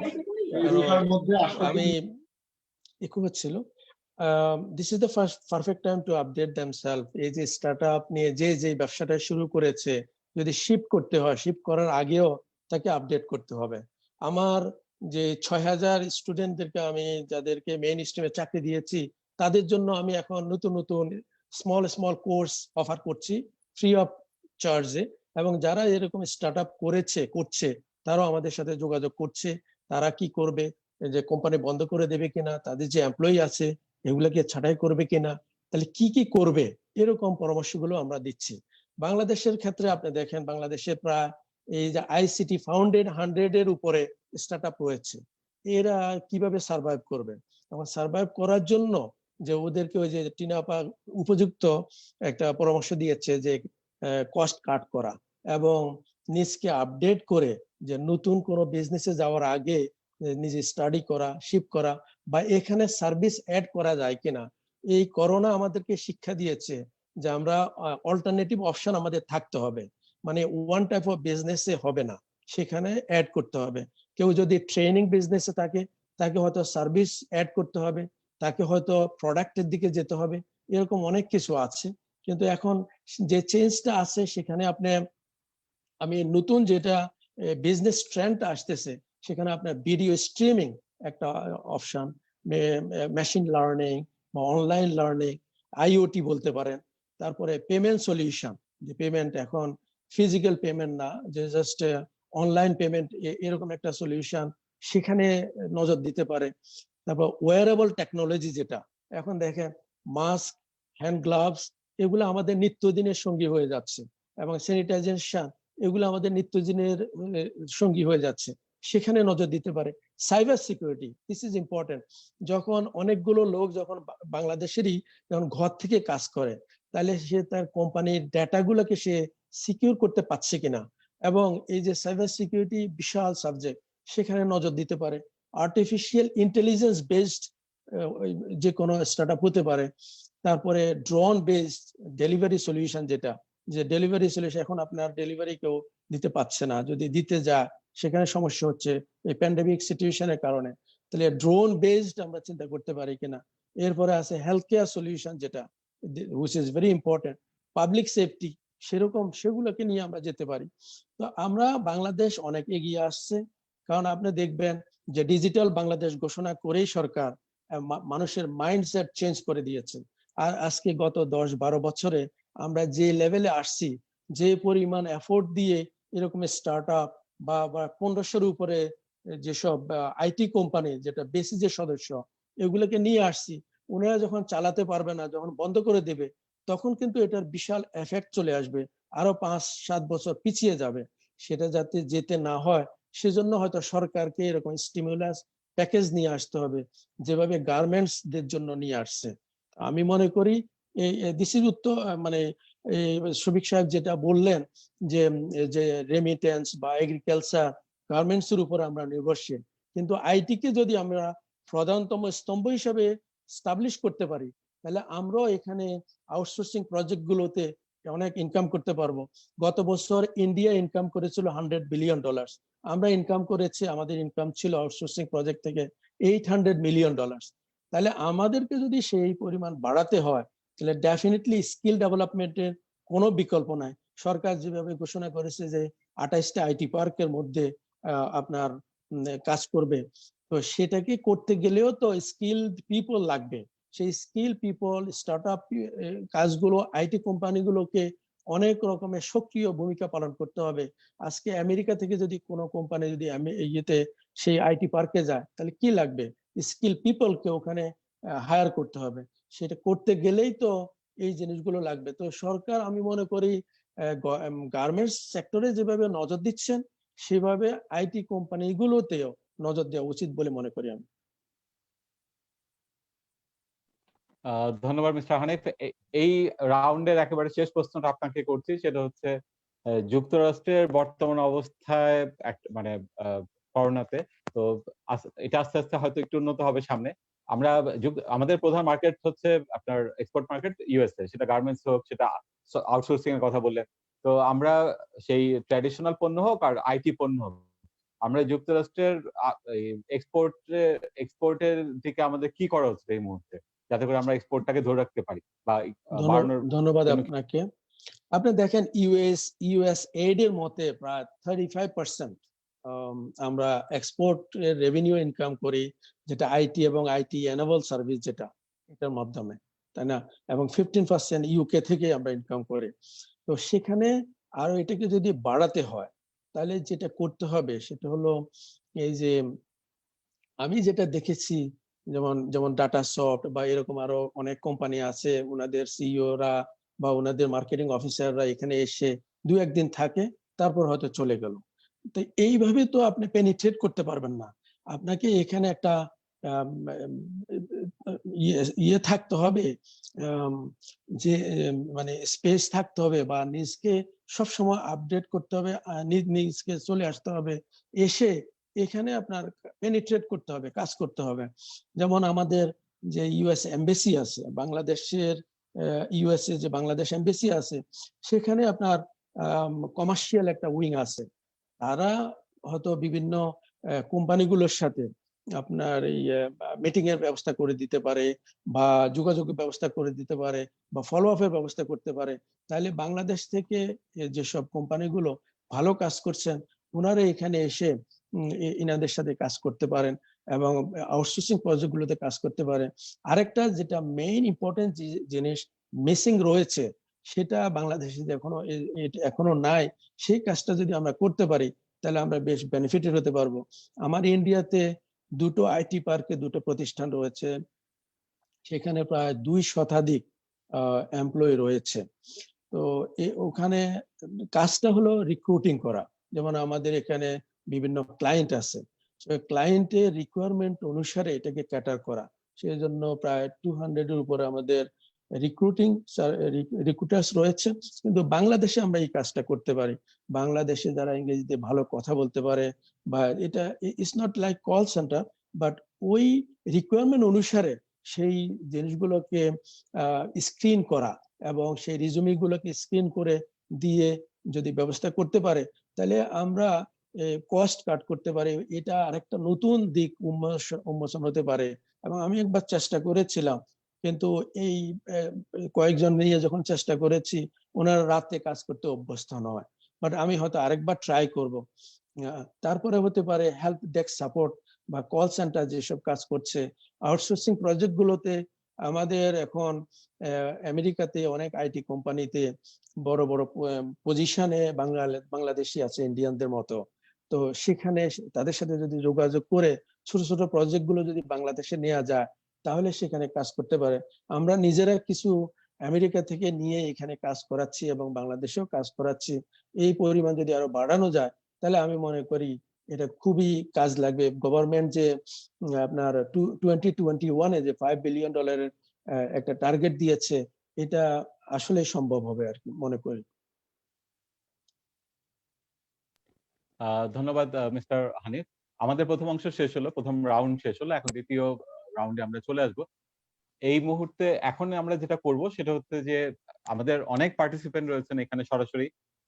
এই মুহূর্তে দেখতে পাচ্ছি যে 62 জন রয়েছেন, আমি সহ 62 জন। তো যারা প্যানেলিস্ট এবং আমি মডারেটর, আমাদের বাইরে আমরা কয়েকজনের প্রশ্ন নিব এবং সেই প্রশ্নগুলো আমাদের যারা প্যানেলিস্ট তাদের মধ্যে একজন করে হাতে উত্তর দিবেন। বা ভালো হয় যদি মানে সুনির্দিষ্ট কোনো প্যানেলিস্ট উত্তর দেন, তাহলে আরো ভালো হবে। তাহলে আমাদের সময় বাঁচবে, তাহলে আমরা বেশ কয়েকজনের কথা শুনতে পারবো। আর এর পরের অংশটা হচ্ছে শেষে যে আমাদের 3 জন এই পুরো আজকের 3 জন পার্টিসিপেন্ট আমাদের এই পুরো আজকের ওয়েবিনার সম্পর্কে বলবেন, মতামত দিবেন। তো সেই 3 জনকে আমি প্রথম থেকে বলে রাখছি, সেটা হচ্ছে কাকলি আপু, কাকলি রাসেল তালুকদার, নিগার ফাতেমা এবং সামিয়া ফারুক। এই 3 জন শেষের দিকে বলবেন এবং তারা আর এই অংশে তারা আর কোনো প্রশ্ন না করার জন্য অনুরোধ করছি। এই 3 জনের বাইরে যারা যারা প্রশ্ন করতে চান, তারা চ্যাট যে আছে সেখানে টাইপ করেন। আমি প্রশ্নটা নিয়ে আমি আপনাদের নাম বলে দিচ্ছি, আপনারা প্রশ্ন করলে তারপরে আমাদের প্যানেলিস্টদের মধ্যে একজন উত্তর দিবেন। তো আপনারা আমাদের যে চ্যাট আছে সেখানে আপনাদের সুনির্দিষ্ট প্রশ্ন করেন, তাহলে আমরা সেই প্রশ্নগুলো নিতে পারি। আচ্ছা, যে এখানে যারা উপস্থিত রয়েছেন তাদের প্রতি অনুরোধ হলো প্রশ্ন করার জন্য। প্রশ্নটা আপনারা টাইপ করেন আমাদের চ্যাট অংশে, তাহলে আমরা নিতে পারি। আর আমাদের প্রথম অংশটা খুব ভালো হলো, আমরা অনেক কিছু শিখলাম, অনেক কিছু জানলাম। এখানে করোনার যে ঝুঁকি সেটা সম্পর্কে জানলাম, সম্ভাবনা সম্পর্কেও আমরা অনেক কিছু জানলাম, স্টার্টআপ নিয়ে, ই-কমার্স নিয়ে, ইনভেস্টমেন্ট নিয়ে, আমেরিকার সিনারিওটা ভালো মতো জানতে পারলাম আমরা। লন্ডনের বা ইউকে কি ধরনের সম্ভাবনা হতে পারে, কি অবস্থা সেটা সম্পর্কে জানতে পারলাম। এই জন্য প্যানেলিস্টদেরকে আমি আবারও ধন্যবাদ জানাচ্ছি। যারা ফেসবুক লাইভে রয়েছেন, আমাদের ফেসবুক লাইভে দেখতে পাচ্ছি 140 শেয়ার হয়ে গেছে, 621 কমেন্ট হয়ে গেছে, 621 কমেন্ট, এবং এটা হয়তো হাজার খানেক হবে। এবং আমরা আশা করছি আগামী 24 ঘন্টার মধ্যে মোটামুটি 10,000 এর মতো ভিউ হবে, মানে 10,000 লোক এটা দেখবেন আমাদের এই আলোচনা ডিসকাশনটা। আচ্ছা, আর সবার প্রতি অনুরোধ থাকছে এখন প্রশ্ন করার জন্য চ্যাট অংশে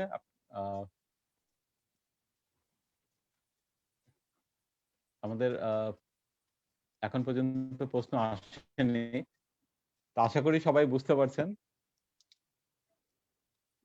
ফেসবুকে কিছু প্রশ্ন আসছে, আমি প্রথম একটা প্রশ্ন নিতে যাচ্ছি, সেটা হচ্ছে সুনির্দিষ্টভাবে সম্ভবত টিনা আপার জন্য প্রশ্নটা আসছে। উনি যেটা বলেছেন যে বাংলাদেশকে ব্র্যান্ডিং করতে হবে, তো টিনা আপা বাংলাদেশকে ব্র্যান্ডিং করার জন্য আমরা কি ধরনের কন্টেন্টের দিকে ফোকাস করতে পারি এবং কোন মিডিয়ামে, সেটা কি ওয়েবসাইটে নাকি সোশ্যাল মিডিয়াতে বেশি?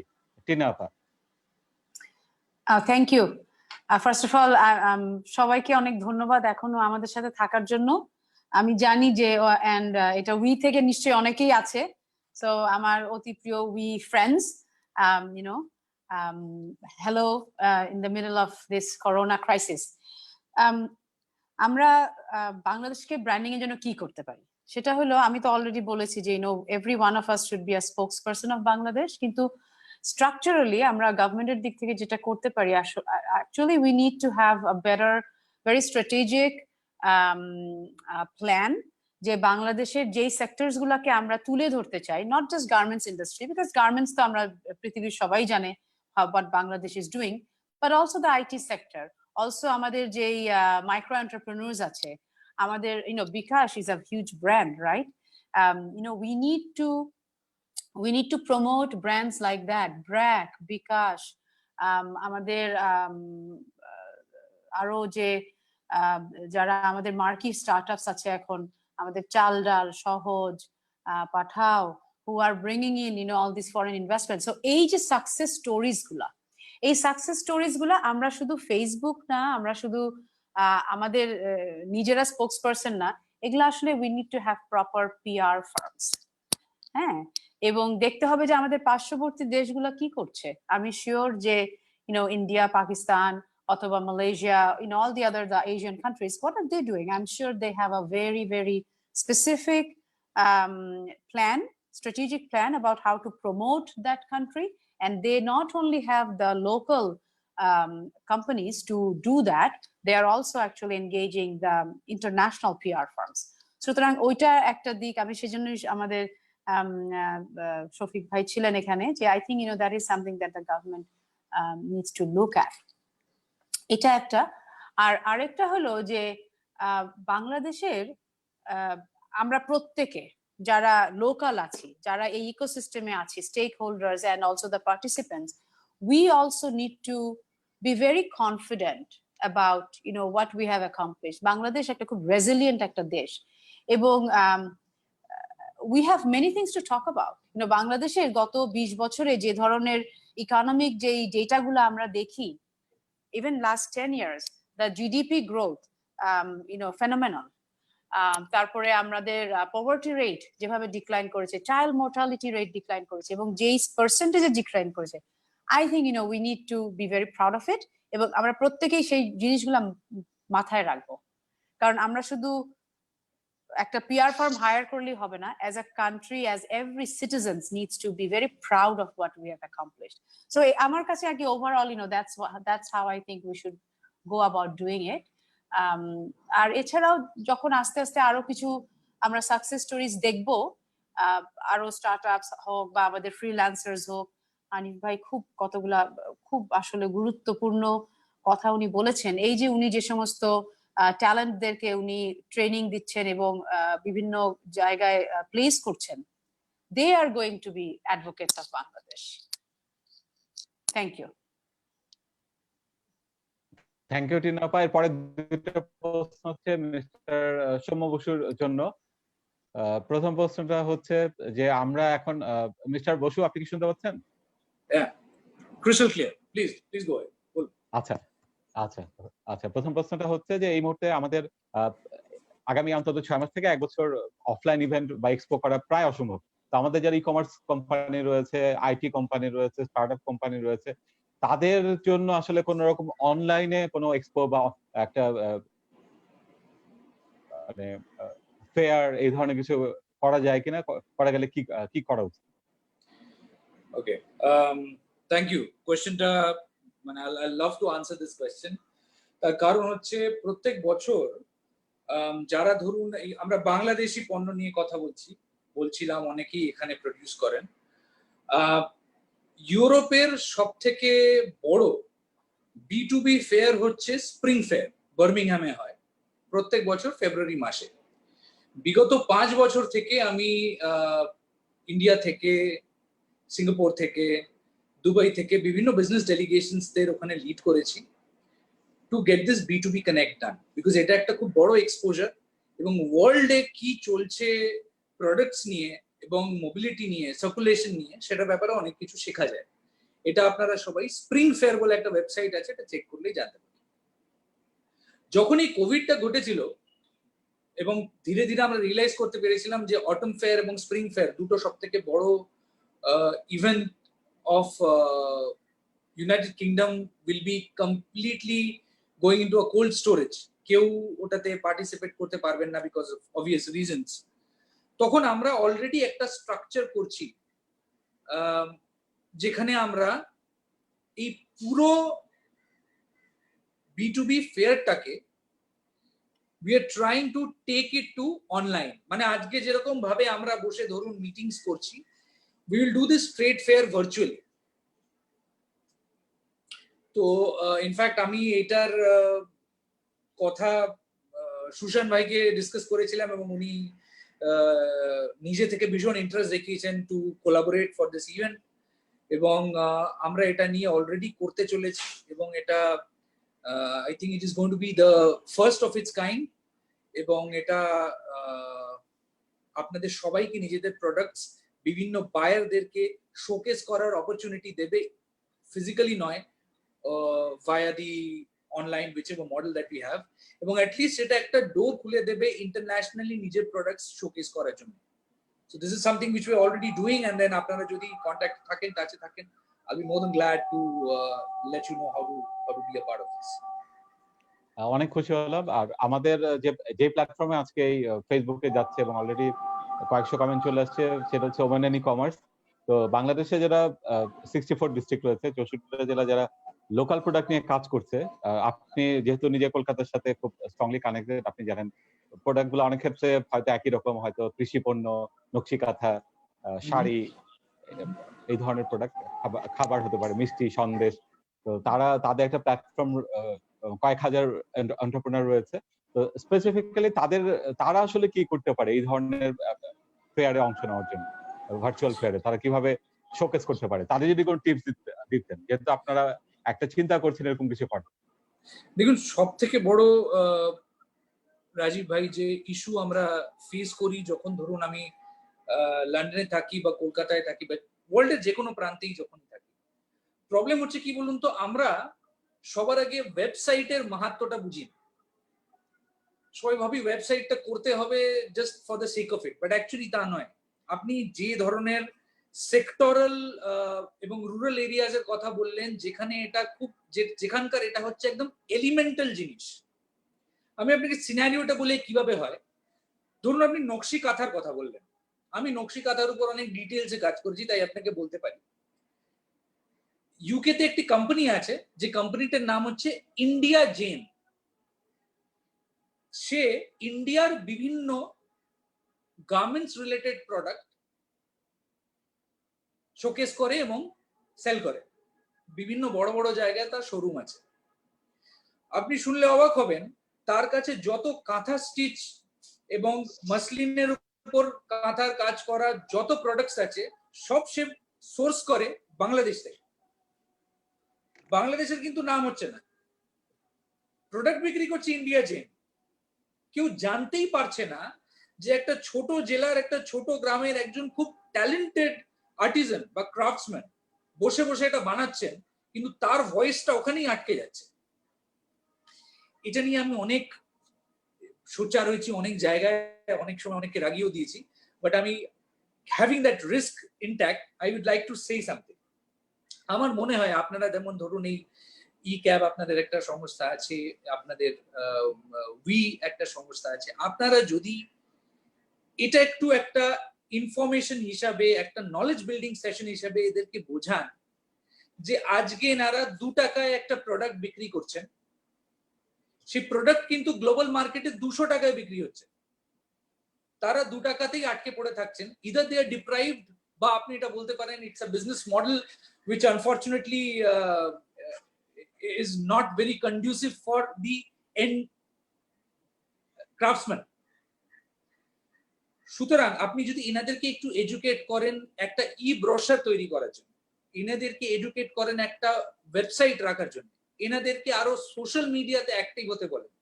ঠিক আছে, আমি বলছি না রাতারাতি আপনার কাছ থেকে একটা এক্সপোর্টার চলে যাবে একটা ছোট গ্রামে গিয়ে আপনার থেকে 50,000 কোয়ান্টিটি কিনে নেবে, করবে না। কিন্তু রোম একদিনে তৈরি হয়নি, দিনে দিনে তৈরি হয়েছে। আপনারা যদি আজ থেকে ইউ স্টার্ট ডুইং দিস, তাহলে আমি যদি সোর্স করি একজনের থেকে, সেই মিডলম্যানের থেকে তো আমি আর কিনবো না। আমি যদি জানতে পারি যে আমার কাছে ইজিলি অ্যাভেলেবল, একটা ইমেল করলে সেই ইমেলের উত্তর আসতে পারে, একটা ফোন করলে ফোনের উত্তর আসতে পারে, আমি তার ওয়েবসাইট তার ই ক্যাটালগ অনলাইন দেখতে পারি, তাহলে আমি কেন একজন থার্ড পার্সনের সাথে কথা বলবো? কোনোদিন বলবো না, আমি ডিরেক্ট সোর্সে কথা বলবো। আই থিঙ্ক এটা শুধু ইন্ডিয়া বা বাংলাদেশ বলুন, ওভারঅল এশিয়ার অনেক জায়গার প্রবলেম, যেখানে রুরাল এডুকেশনটা এতটাই পিছিয়ে আছে যে আমরা এই সিস্টেমটাকে পরিবর্তন করার চেষ্টা করি না। আমরা চলছি, বাঁধাগত জীবন চলছে। আমরা যদি কোনোভাবে চেষ্টা করি যে এনাদেরকে তুলে আনতে, just for the basic fact that people get to know, and if people get to know, there's no reason why they will not get into all this. So আমার মনে হয় আপনারাও যদি বাংলাদেশের তরফ থেকে এই উদ্যোগটা নেন, I think it will be a great move. It will be a revolutionizing move. অনেক ধন্যবাদ। এর নেক্সট কোশ্চেনটা একই ছিল যে আমরা আমাদের ভয়েসকে কিভাবে পৌঁছাতে পারি, আপনি ইন ডিটেলস উত্তর দিয়ে দিয়েছেন। এবং নিশা এখানে আছে, আমি নিশাকে অনুরোধ করবো এই ব্যাপারে উদ্যোগ নেওয়ার জন্য, যেটা যেহেতু নিশা এখন সবচেয়ে মানে দেশি পণ্যে যারা ই কমার্স নিয়ে কাজ করছে তাদেরকে রিপ্রেজেন্ট করতে সবচেয়ে বড়। রাজীব ভাই, জি হ্যালো। আচ্ছা, আমি একটু জাস্ট একটু ইন্টারাপ্ট করি। সেটা হচ্ছে আমরা ওই ভার্চুয়াল ফেয়ার নিয়ে অলরেডি সৌম্য দাদার সাথে আমরা কাজ করছি। এটা আমরা টাইম টু টাইম অনেক সবার ডাটাবেজ আমাদের কাছে আছে, আমরা টাইম টু টাইম সবাইকে জানিয়ে দেব। Thank you. থ্যাংক ইউ, অনেক খুশি হলাম। দেশি পণ্যে যারা উদ্যোক্তা তারাও বেনিফিটেড হবে এবং তারাও অনেক খুশি হবে। এরপরে টিনা আপার কাছে একটা প্রশ্ন, সেটা হচ্ছে টিনা আপা ইউনিভার্সিটি ইনোভেশন এটা বলছেন, এবং স্টার্টআপ ইনোভেশনটা অনেক ক্ষেত্রে ইউনিভার্সিটি লিমিটেড কেন্দ্রিক হয়ে যাচ্ছে। ইউনিভার্সিটির বাইরে তো অনেক স্টার্টআপ রয়েছে, বিশেষ করে আমাদের যারা ই কমার্সে দেশি পণ্য নিয়ে কাজ করছে তাদের 99% ইউনিভার্সিটির বাইরে। এই যে পুরো একটা দেশি পণ্যের ইন্ডাস্ট্রি, এবং 64টা জেলা, সব জেলাতে ইউনিভার্সিটি নাই আমাদের বাংলাদেশে, পাবলিক ইউনিভার্সিটি তো নাই 64টা জেলাতে, উপজেলা লেভেলে আর থাকার খুব একটা প্রশ্ন আসছে না। তো আমরা ইউনিভার্সিটির বাইরে উদ্যোক্তাদেরকে কিভাবে আনতে পারি না? থ্যাংক ইউ রাজীব ভাই। আমার কাছে যেটা মনে হয় যে আমরা যখনই ই ক্যাব বা ই কমার্স শুনি, আমরা মনে করি যে এটা কোনো টেকনোলজি না, লোকেরা বসে বসে কাঁথা বানাচ্ছে, আমরা ওগুলা যাই কিনতেছি এবং এগুলা সেল করতেছি।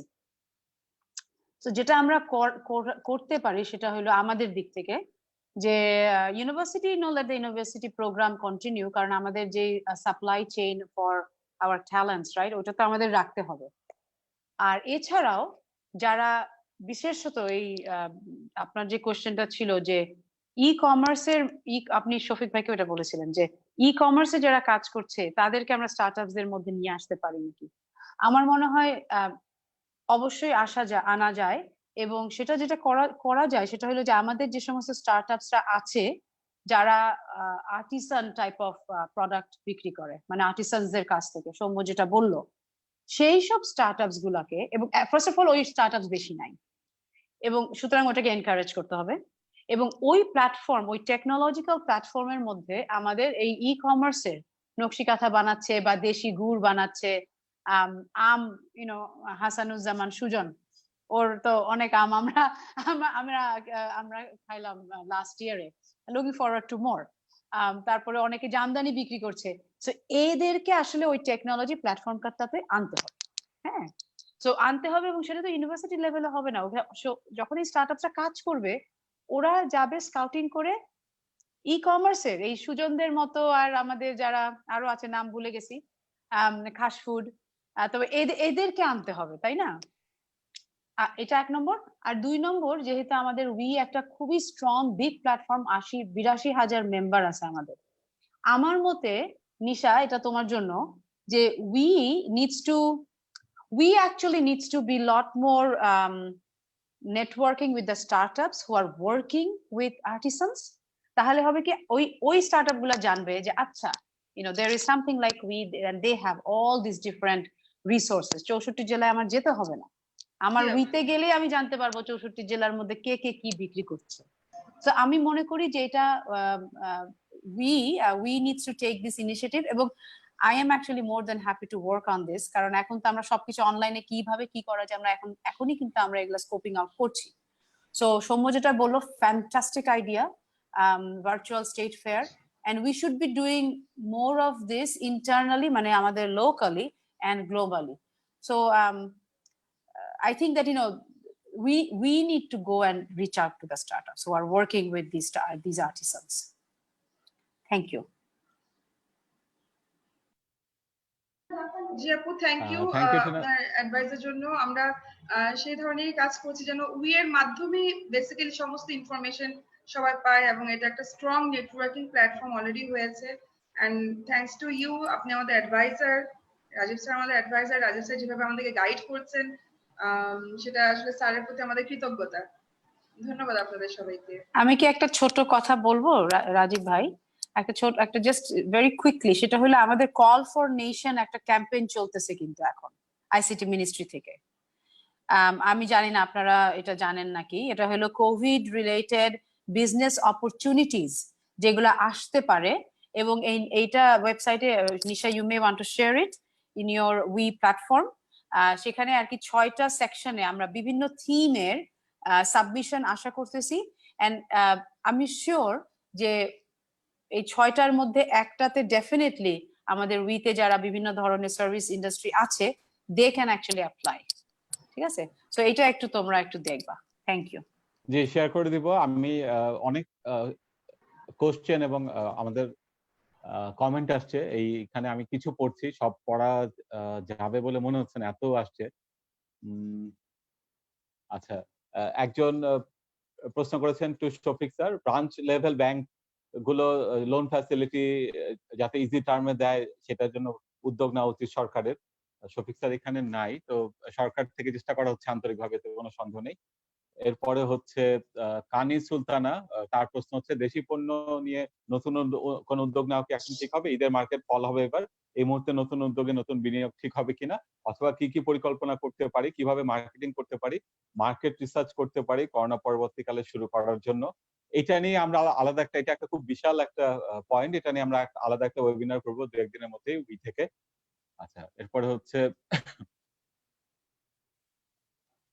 মেহজাবিন রাখি, আমাদের দেশে প্রান্তিক পর্যায়ে উদ্যোক্তাদের জন্য কি করা যেতে পারে যারা দেশি পণ্য নিয়ে কষ্ট করছেন বিভিন্ন সমস্যার মধ্যে, কেননা প্রান্তিক পর্যায়ে ইন্টারনেট সংযোগ ছাড়া আরো অনেক সমস্যা আছে। ধন্যবাদ। কান্তা চক্রবর্তী, স্যার কুরিয়ার নিয়ে তো আমরা সবাই খুব অসুবিধায় পড়েছি, সামনে যেহেতু ঈদ অনেকেই অনলাইনে কেনাকাটা করতে আগ্রহী, কিছু কুরিয়ার খোলা থাকলেও তারা অনেক বেশি চার্জ করছে, এটা নিয়ে কিছু করা যায় কিনা অল ওভার বাংলাদেশের জন্য। আচ্ছা, এরপরে সাইয়েদা রাজিয়া বিল্লাহ, ঢাকার বাইরে থেকে আমরা যারা উদ্যোক্তা তারা মেইন সমস্যা ফেস করছি সেটা হচ্ছে বেশিরভাগ customer cash on home delivery চায়, যেটা ঢাকার বাইরে থেকে সম্ভব হয়ে ওঠে না, ডেলিভারির ব্যাপারে কিছু একটা করা দরকার। মনিকা আহমেদ, বাংলাদেশে যে কোনো ধরনের দুর্যোগে সবচেয়ে বেশি সমস্যায় পড়ি আমরা ডেলিভারি সিস্টেম নিয়ে, এই ডেলিভারি সিস্টেমের পার্মানেন্ট কোনো সমাধান করা যায় কিনা। উজ্জ্বল ভাই, আমি উজ্জ্বল বিশ্বাস, আমার প্রতিষ্ঠান বর্ণ আইটি, আমি জানতে চাই করোনা পরবর্তীতে বিজনেস কিভাবে করব। টিনা আপার কাছে প্রশ্ন, টিনা আপা এই প্রশ্ন উত্তর দিয়েছেন, তারপরে হয়তো 1-2 মিনিট আমাদের বলবেন একটু পরে। রাকিমুন জয়া, এই সময়টাকে কাজে লাগিয়ে নারী উদ্যোক্তাদের, বিশেষ করে প্রান্তিক পর্যায়ে নারী উদ্যোক্তাদের করোনা পরবর্তীতে পরিস্থিতিতে নিজেদের উদ্যোগ পরিচালনার জন্য প্রয়োজনীয় টেকনিক্যাল নলেজ দক্ষ করার জন্য কি কি পদক্ষেপ নেওয়া যেতে পারে। আচ্ছা, রুবনা রুমি, আমরা বাংলাদেশকে ব্র্যান্ডিং করার জন্য কোন পণ্যের দিকে নজর দিতে পারি, আর আমাদের প্রান্তিক পর্যায়ের মানুষগুলো তেমন ভাবে ই কমার্সে নেই, তাদের জন্য কি করা যায়, আর আমরা যারা অনলাইন বিজনেস করছি তাদের জন্য ডেলিভারিটা একটা বড় সমস্যা, এই জায়গায় কি করা যায়। আচ্ছা, আনিসুজ্জামান আনিস, পিঠা শপ টু নিশা আপু, বাস্তবতা হলো 2-1টি কুরিয়ারের সাথে কথা বলেছি, সবাই যত যাই বলুক আসলে সেটা তারা করতে পারছে না তাদের এমপ্লয়ি সেফটির কথা চিন্তা করে। আমার প্রশ্ন, আমি যদি নিজে শুরু করতে চাই সেক্ষেত্রে উই বা ইক্যাপ থেকে আমি কোনো লিখিত সাপোর্ট পাবো কিনা।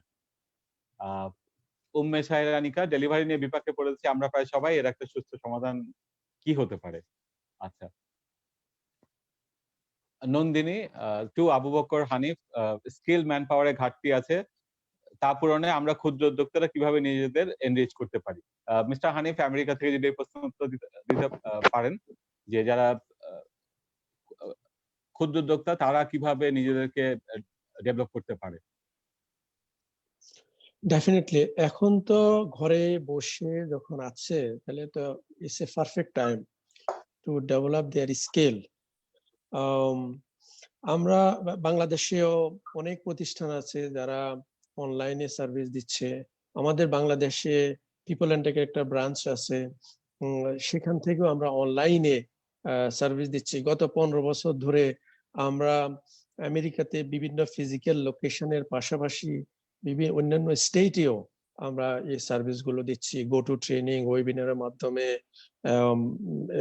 এরপরে এবং বাংলাদেশেও আমরা বিভিন্ন ডিস্ট্রিক্ট গুলোতে এটা দিচ্ছি। এখন আমরা যেটা চিন্তা করছি, বাংলাদেশে আমরা প্রায় 5000 এর উপরে উইমেনকে ফ্রি অফ ট্রেনিং দিয়েছি আইটিতে, উইমেন ইন এন্টারপ্রেনারশিপ, এবং যারা বেসিক লেভেল কম্পিউটিং থেকে অ্যাডভান্স লেভেল অফ কম্পিউটিং শিখে এখন বিভিন্ন জায়গায় কাজ করছে। ইট ওয়াজ এ ফ্রি অফ কস্ট। কার্যক্রম দেখে আমার খুবই ভালো লাগছে। আমরা এরকম একটা উদ্যোগ বাংলাদেশ থেকেও শুরু করতে পারি যে শুধু উইমেনদের জন্য, যে it would be free of cost, maybe some kind of courses we can offer, they can take ইট।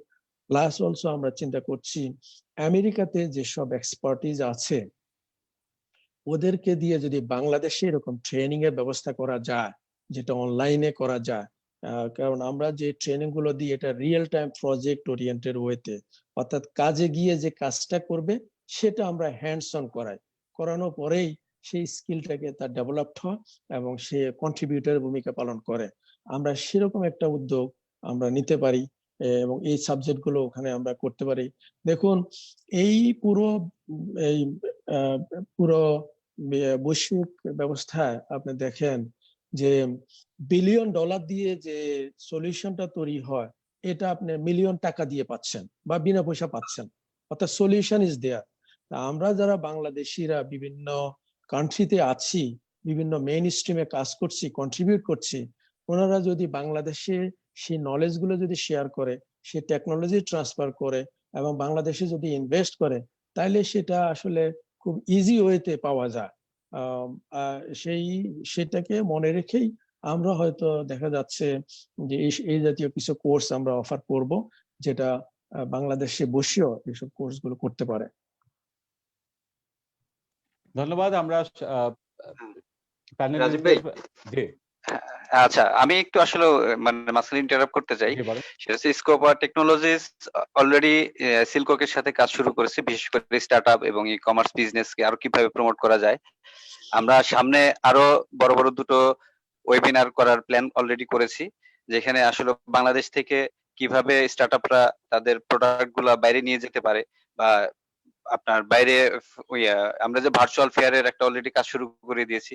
তো আমরা চেষ্টা করছি বাংলাদেশি স্টার্টআপ এবং ই কমার্সদেরকে মানে আমাদের দেশ থেকে আমরা যাতে ইন্টারন্যাশনালি ফ্লেভারটা দিতে পারি সেই সাপোর্ট গুলো দেওয়ার জন্য, এবং টেকনিক্যালি সাপোর্টটাও আমরা আমাদের এখান থেকে আমরা স্কোপার মাধ্যমে, সিলকোকের মাধ্যমে আমরা এখান থেকে আমরা আশা করি সামনে দিতে পারবো। তো এটা সামনে কাজ করার সুযোগ আসবে ইনশাল্লাহ। আমরা সবাইকে মানে আমাদের দেশ থেকে যে সাপোর্টটা দেওয়া যায় আমরা সেটা 100% চেষ্টা করব। Thank you. অনেক ধন্যবাদ। আমাদের যারা নারী উদ্যোক্তা তারা অবশ্যই অনেক খুশি হবেন। এরপরে আমি যশোর সফটওয়্যার টেকনোলজি পার্ক থেকে মিস্টার উজ্জ্বল, মিস্টার রকিব এবং মিস্টার হাসনাত তিনজনের কথা একটু শুনবো আমরা। তো মিস্টার উজ্জ্বল, আপনি যদি কিছু বলতে চান বলেন তো, 1 মিনিট বা 2 মিনিটের মধ্যে।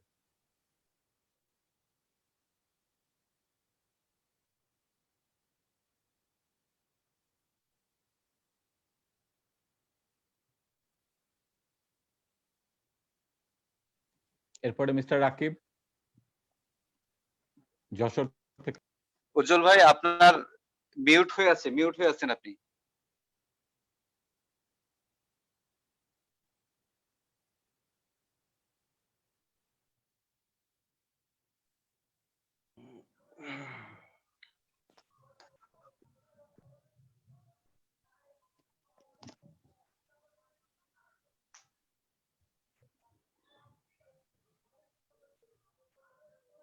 আমরা আসলে শুনতে পাচ্ছি না। মিস্টার রাকিব, মিস্টার হাসনাত, যে কেউ না একজন যদি বলেন, মিস্টার উজ্জ্বল, তিনজনের।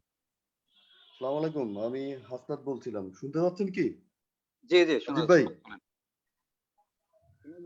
আমাকে সুযোগ দেওয়ার জন্য আমি ধন্যবাদ জানাই।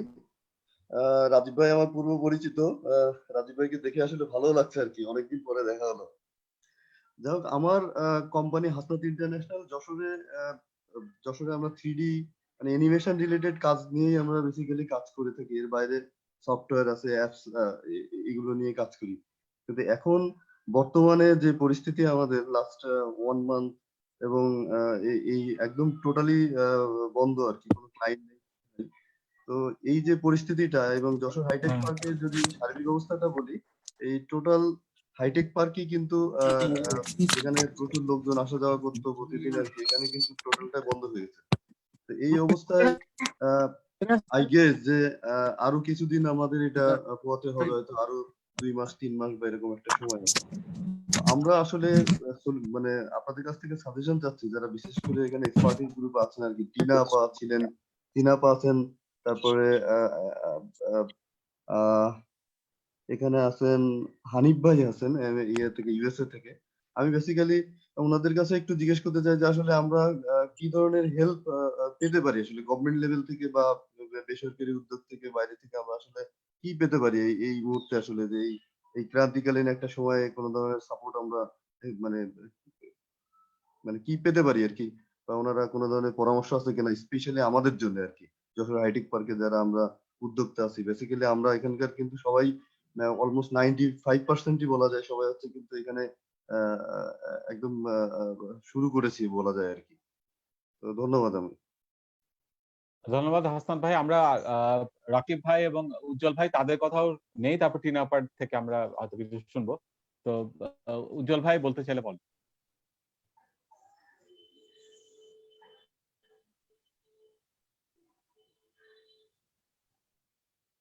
আচ্ছা, রাকিব ভাইও বলতে পারছেন না মনে হয়। আচ্ছা, মহিদুল ইসলাম ভাই প্রাইভেট মেসেজ দিয়েছেন, উনি কিছু বলতে চান। মহিদুল ইসলাম ভাই 2 মিনিট আপনি যা বলা বলেন। আসসালামু আলাইকুম অল। থ্যাংক ইউ রাজীব ভাই। আমিও শেখ হাসিনা সফটওয়্যার টেকনোলজি পার্কে, আমার প্রতিষ্ঠানের নাম অংশ লিমিটেড। আমরা এখানে অলমোস্ট 35 কোম্পানিজ আছি। তার মধ্যে শুধু চার্লাল এবং ডিজিকন ওপেন আছে, লিঙ্ক 3 হয়তো ওপেন থাকতে পারে। আর সবকটা কোম্পানি কিন্তু স্টপ হয়ে আছে। রিসেন্টলি করোনা ভাইরাসের ট্রিটমেন্টের জন্য ডাক্তারদের জন্য আমাদের হাইটেক পার্কে ডরমেটরি প্রোভাইড করা হয়েছে। কিছু ছেলে মেয়ে যাতায়াত করছিল হাইটেক পার্কের মধ্যে, এখন ডাক্তারদের থাকার জন্য আরো স্টপ হয়ে গেছে তাদের যাতায়াতটা।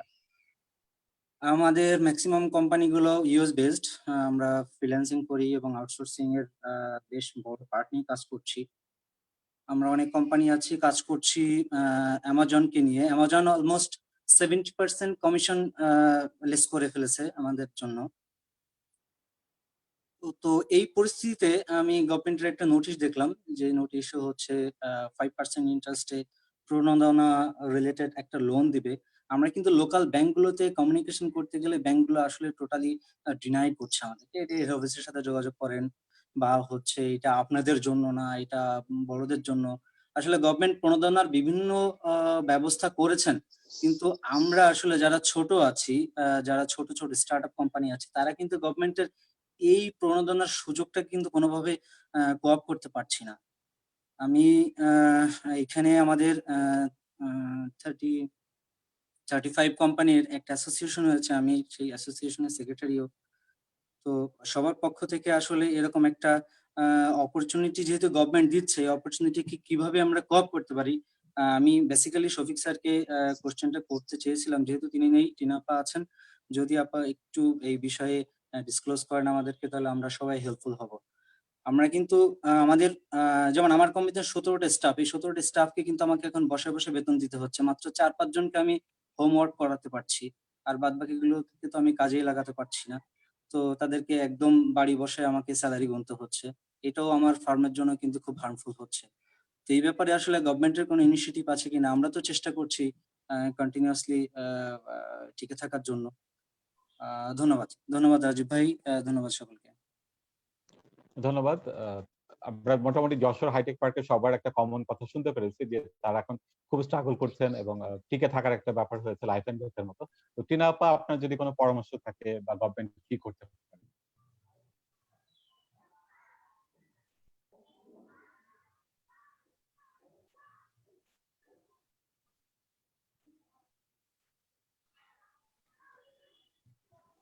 আপু মিউট হয়ে আছে মনে হচ্ছে। Oh, sorry. So প্রথম কোশ্চেন একজন তুলেছিল যে রাইট কুরিয়ার সার্ভিসে খুব অসুবিধা হচ্ছে এবং অনেক বেশি দাম চাচ্ছে।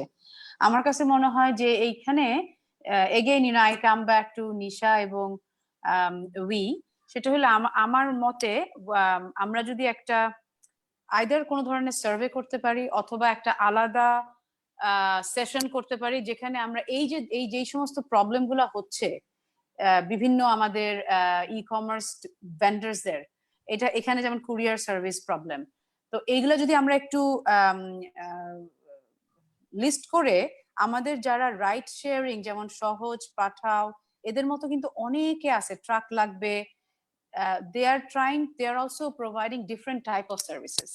এমন হতে পারে হয়তো যে যদি এনাফ তোমার ডিমান্ড থাকে তাহলে হয়তো হয়তো আমাদের কোনো একটা রাইড শেয়ারিং প্ল্যাটফর্ম তারা হয়তো কুরিয়ার সার্ভিসে পিভটিং করতে পারে ফর নাও, কারণ ওদের এই পুরো সিস্টেমটা আছে। হ্যাঁ, যেমন পাঠাও এখন ফার্মাসি তোমার ওই ওষুধপাতি ডেলিভারি করছে, কিন্তু they are not doing ride sharing, but they are providing delivery services.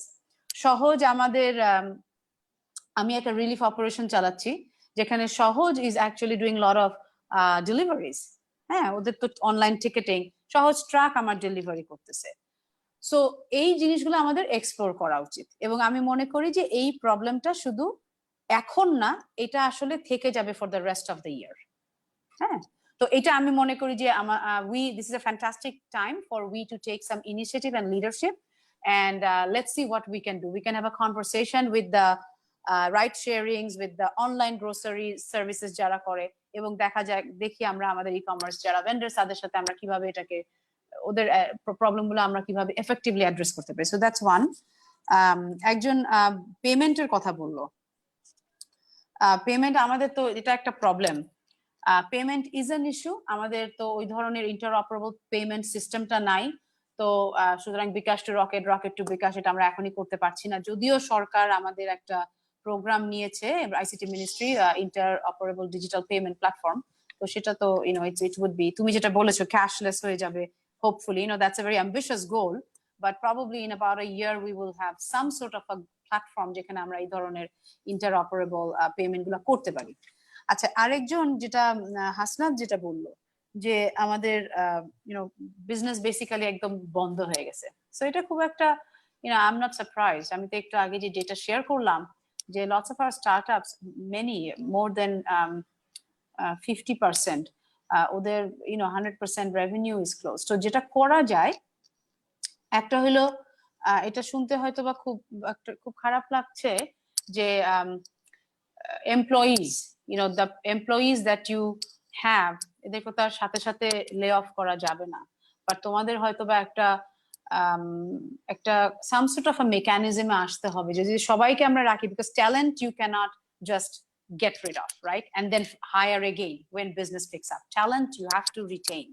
সুতরাং এরা যারা প্রোগ্রামার্স, ফ্রিল্যান্সার্স তোমাদের কোম্পানিতে আছে, see how if there can be an arrangement so that everybody is still there, but there needs to be some sort of a compromise on the compensation package. অথবা so এটা একটা salary adjustment. আরেকটা আছে Farlow, এটা বিদেশে খুব ব্যবহার করে, আমেরিকাতে খুবই কমন, যেটা এখন করছে আসলে অনেক কোম্পানি, আইটি কোম্পানি। সেটা হলো তোমার ম্যান্ডেটরি ভ্যাকেশন নেওয়া without pay. But in that case, how would the employees pay their bills? So এটা একটা হয়তোবা অপশন হতে পারে, but I think ওটা তোমরা আলাপ করে দেখো। Are going back to that, আরেকটা কোয়েশ্চেন ছিল যে আমাদের যে প্রণোদনা দিয়েছে গভর্নমেন্ট, সেখানে একটা বিজনেসদেরকে প্রণোদনা দেওয়া হচ্ছে। একটা তো গার্মেন্টস ফ্যাক্টরি, এগ্রিকালচার, ওগুলো আমরা ওখানে হয়তো আমরা পড়বো না, এগ্রিটাতে হয়তো বা পড়তেও পারি, কিন্তু এসএমইজ যেটা 5% লোনের কথা বললাম। সো এসএমইস দের জন্য যে প্রণোদনাটা দেওয়া হয়েছে 20,000 কোটি টাকার একটা লোন প্রণোদনা, যেখানে 4.5% will be paid by the যে লোন নিচ্ছে বরোয়ার, এবং 4.5% will be paid by the government. Basically একটা ব্যাংকগুলো আর কি একটা গভর্নমেন্টের একটা ইয়ে পাবে আর কি, কি বলে, ডিসকাউন্ট পাবে। তো সেইখানে কিন্তু এত সহজ না এই লোনগুলা পাওয়া, কারণ এসএমইস যেহেতু কোলাটারাল থাকতে হবে। তো আমরা যেটা চেষ্টা করছি সেটা হলো যে সমস্ত এসএমই স্টার্টআপসদের সাথে জড়িত, এন্ড হাসনা তোমাদের যে প্ল্যাটফর্ম সেটা তোমরা ফ্রিল্যান্সিং করো or provide software services, সেই সব ধরনের কোম্পানিগুলোকে কিভাবে আমরা এই লোনের আওতায় আনতে পারি, অথবা একটা সেপারেট কোনো ধরনের প্যাকেজ আমরা পেতে পারি নাকি। তো সেটা এখনো আসলে, like I said, it's all in still being discussed. We actually don't know what will happen. In the meantime, what I think we should do, এটা হয়তো সুশান্ত তুমি এটা দেখতে পারো শফিক ভাইয়ের সাথে আলাপ করে, সেটা হলো আমাদের হাইটেক পার্কে যে সমস্ত স্টার্টআপসরা আছে, let's have a discussion with all of them and let's see what high-tech park can do for now. হ্যাঁ, কি জায়গায় উনারা কিছুটা সাপোর্ট দিতে পারে, not necessarily monetary support, there can be many other type of support যেখানে cost reduction হতে পারে। আমি মনে করি যে ওইরকম একটা আলাদা সেশন আমাদের হওয়া উচিত, এবং সেখান থেকে একটা proposal we should take to our ministry. Thank you. Thank you Tina আপা। আমরা একেবারে শেষ পর্যায়ে চলে আসছি। এখন আমরা 3 জন পার্টিসিপেন্টদের থেকে শুনবো আজকের এই ওয়েবিনার সম্পর্কে। প্রথমে সামিয়া ফারা।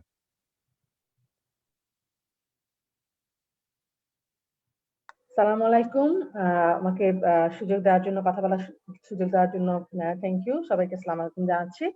আমি অ্যাকচুয়ালি সবার কথা শুনছিলাম, এখানে অনেক কিছু নিয়ে আলাপ হয়ে গেছে, অনেক গণ্যমান্য মানুষ এখানে ছিলেন। তো আমি যেটা একটু কুরিয়ার নিয়ে সবাই, আমি কোয়েশ্চেন গুলো দেখছিলাম, সবাই অনেক কোয়েশ্চেন করছে। তো কুরিয়ার নিয়ে অনেক কোয়েশ্চেন, ডেলিভারি নিয়ে অনেক কোয়েশ্চেন। তো আমি সেটা নিয়ে একটুখানি বলি যে যারা আমাদের মতো খুব একদম শুরু করেছে, বা ছোট কোনো বুটিক শপ বা ছোট কোনো পেজ, তারা যদি এখন কুরিয়ার 10-20 টাকা বেশিও নেয়, সেটা এখন আমরা ওটা মেনে নেওয়াই ভালো। কারণ এখন আমাদের আসলে বেসিক্যালি ফোকাস করতে হবে যে আমরা বিজনেসটা রান করতে পারছি কিনা, অল্প পরিসরে হলো। কারণ গ্লোবালি তো এই সমস্যাটা তো আমাদের এখন দেশের না বা কোনো একটা অঞ্চলের না, এটা সারা পৃথিবী জুড়ে সমস্যাটা। তো কিছু জায়গায় কম্প্রোমাইজ আমাদের এই জায়গাটা করতেই হবে। আমার ক্ষেত্রে আমি আমার পার্সোনাল ডেলিভারি ম্যান রেখেছি, এবং তাকে আমার এমনি নর্মাল টাইমের থেকে বেশি পেমেন্ট করতে হচ্ছে, এবং এটাই ইউজুয়ালি হওয়ার কথা।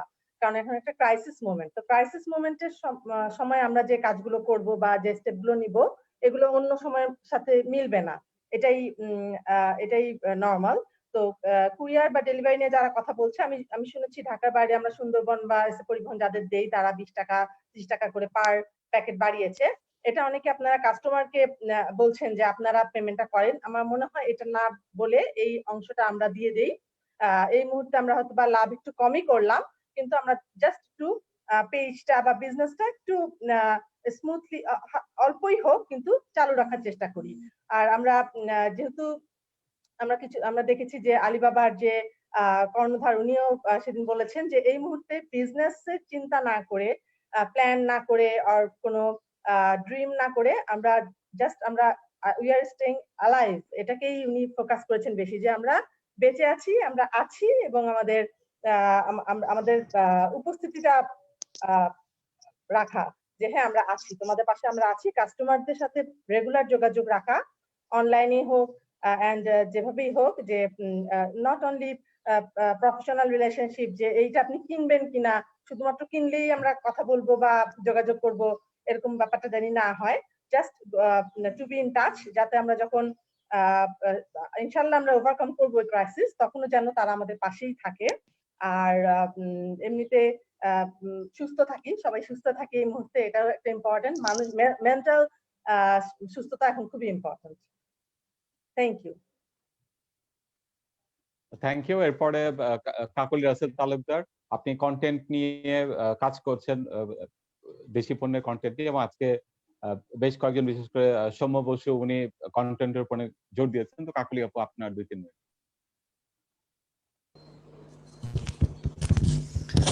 আসসালামু আলাইকুম, ধন্যবাদ স্যার।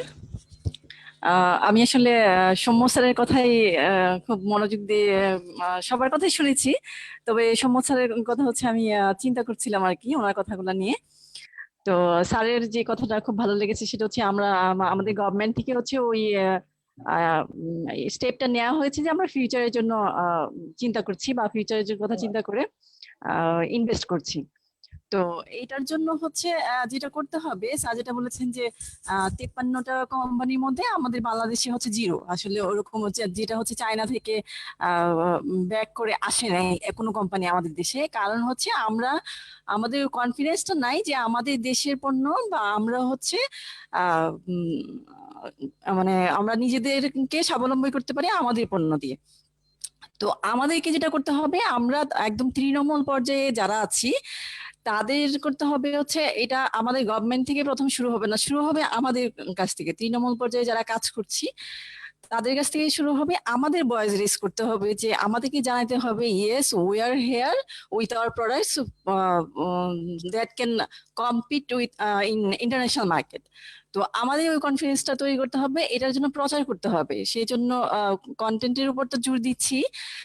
তো সৌম্য স্যারের বিষয়টা খুব ভালো লেগেছে যে আমি স্যারের কাছ থেকে শিখছি যে প্রচার করতে হবে আমাদের। তারপর হচ্ছে টিনা ম্যাম যেটা বলেছেন, টিনা ম্যামের কথা হচ্ছে স্টার্ট আপের ব্যাপারে আমাদের দেশীয় পণ্যের এখন যে সুযোগটা বলবো আমি, কারণ এখন হচ্ছে আমরা বাধ্য দেশীয় পণ্য ইউজ করতে। এতদিন যদি আমরা বিদেশি পণ্যের উপর নির্ভরশীল ছিলাম, কিন্তু এখন একটা সুযোগ এসেছে, সুযোগ প্লাস হচ্ছে এটা আমাদেরকে ব্যবহার করতে হচ্ছে, দেশীয় পণ্য ব্যবহার করতে হচ্ছে। এবং করার পরে যেটা আমরা ফিল করছি যে আমাদের দেশীয় পণ্যটা ভালো এবং কমফোর্টেবল, ভালো।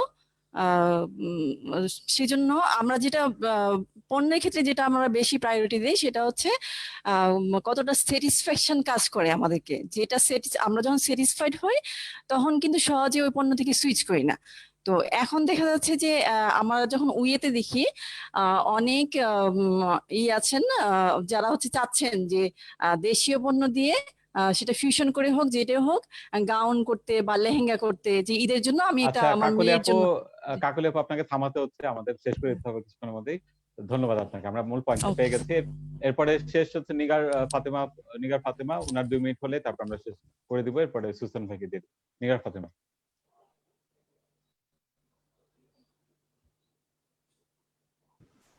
ধন্যবাদ স্যার, ধন্যবাদ সকল মাননীয় আমাদের প্যানেলিস্ট বৃন্দদেরকে। আজকের ওয়েবিনারটা আমাদের জন্য খুবই ইম্পর্টেন্ট ছিল, কারণ আমরা যে একটা পরিস্থিতির মধ্যে এখন আছি, আসলে অনেক টেনশন থাকে বা নিজেদের উদ্যোগ নিয়ে হচ্ছে আমরা খুব টেনশন করি। তারপরে আজকে সকল প্যানেলিস্টদের যে পজিটিভ কথাগুলো আমরা শুনেছি আজকে, আমাদের জন্য হচ্ছে আমরা অনেকভাবেই পজিটিভলি চিন্তা করতে পারছি। প্রথমে যদি বলি যে সৌম্য স্যার যেটা বলেছেন যে একটা ওয়েবিনার যেটা হয়, যারা বলে এবং যারা শুনে, দুই পক্ষ থেকে আসলে শেখা হয়। এবং যেটা হয়েছে যে দেশীয় পণ্য নিয়ে স্যার যেটা বলেছে যে নকশি কাঁথার যে ব্যাপারটা বাংলাদেশ থেকে হয়, আমাদের যে আছে একটা ভয়েস যে যেতে হবে, সেটার জন্য আসলে আমার কাছে মনে হয় যে বাংলাদেশে উইয়ের মাধ্যমে এই জিনিসটা এখন ইনশাল্লাহ হবে। কারণ হচ্ছে আমরা দেশীয় পণ্যের সিলেবাস তৈরি করেছি, এভাবে আমরা প্রচার করতে পারবো, আমরা সারা বিশ্বকে জানাতে পারবো যে বাংলাদেশের সকল পণ্যকে নিয়ে। এবং আমি ছোট করে বলে যাচ্ছি, নিশাপুর কথা বলি। নিশাপু সবসময় নারী উদ্যোক্তাদেরকে হেল্প করছে, সাপোর্ট করছেন।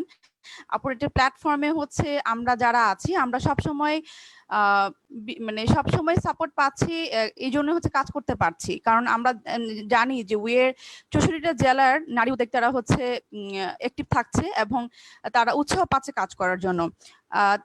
টিনা ম্যাডামের স্টার্টআপ, ইনভেস্টর, সবকিছু, বিজনেস প্ল্যান কিভাবে করা উচিত, কিভাবে চলছে গভর্নমেন্ট পলিসিগুলো, ম্যাডাম খুব সুন্দর করে বলেছেন, যেটা ইনশাআল্লাহ আমরা হচ্ছে যেটা শুনেছি, এবং আমরা নিজেরাও হচ্ছে এই একটা এনভায়রনমেন্টে চিন্তা করতে পারি এইভাবে কাজ না করি, কাজ কম কম হোক, কিন্তু আমরা কিন্তু আমাদের নিজেদের বিজনেস আমরা খুব চিন্তা করতে পারি যে এইভাবে করলে হয়তো বা আমার নিজের পণ্যটা হচ্ছে আমি সবার কাছে পৌঁছে দিতে পারবো।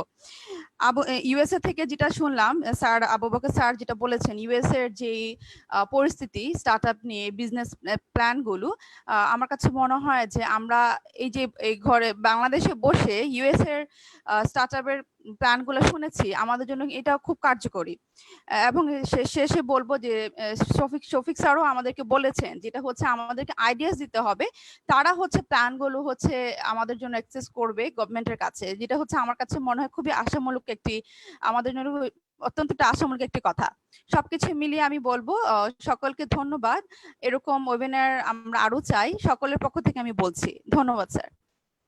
ধন্যবাদ। আমরা একটু মিস্টার সৌম্য বসু যদি থাকেন, তার একটা ফাইনাল রিমার্ক নিতে পারি, ক্লোজিং রিমার্ক নিতে পারি, এবং ইউএসএ থেকে মিস্টার আবু বকর হানিফ। মিস্টার বসু, আপনি কি আছেন এখন আমাদের সাথে?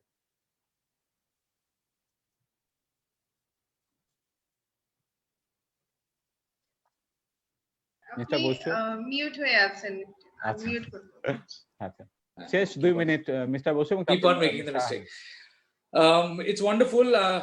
আমি কনস্ট্যান্ট হুক ছিলাম, সবার কথা শুনছি, and just to add, আমার মনে হয় আমরা যদি এই কিছু টেকঅ্যাওয়েজ নিতে পারি আজকের ওয়েবিনার থেকে, যেখানে আমরা যা যা শিখেছি এবং যা যা চেঞ্জেস করতে পারি from all the experts, যারা সবাই সব রকমের কথা বলেছেন, প্রত্যেকের কাছে কিছু না কিছু ইম্পর্টেন্ট জিনিস হবে, যেটা ইম্পর্টেন্ট এর বাইরেও লাগবে। I am more than glad আপনারা যদি আমাকে রিচ আউট করতে চান for anything else, anything in specific, I'll be more than glad to help you out offline.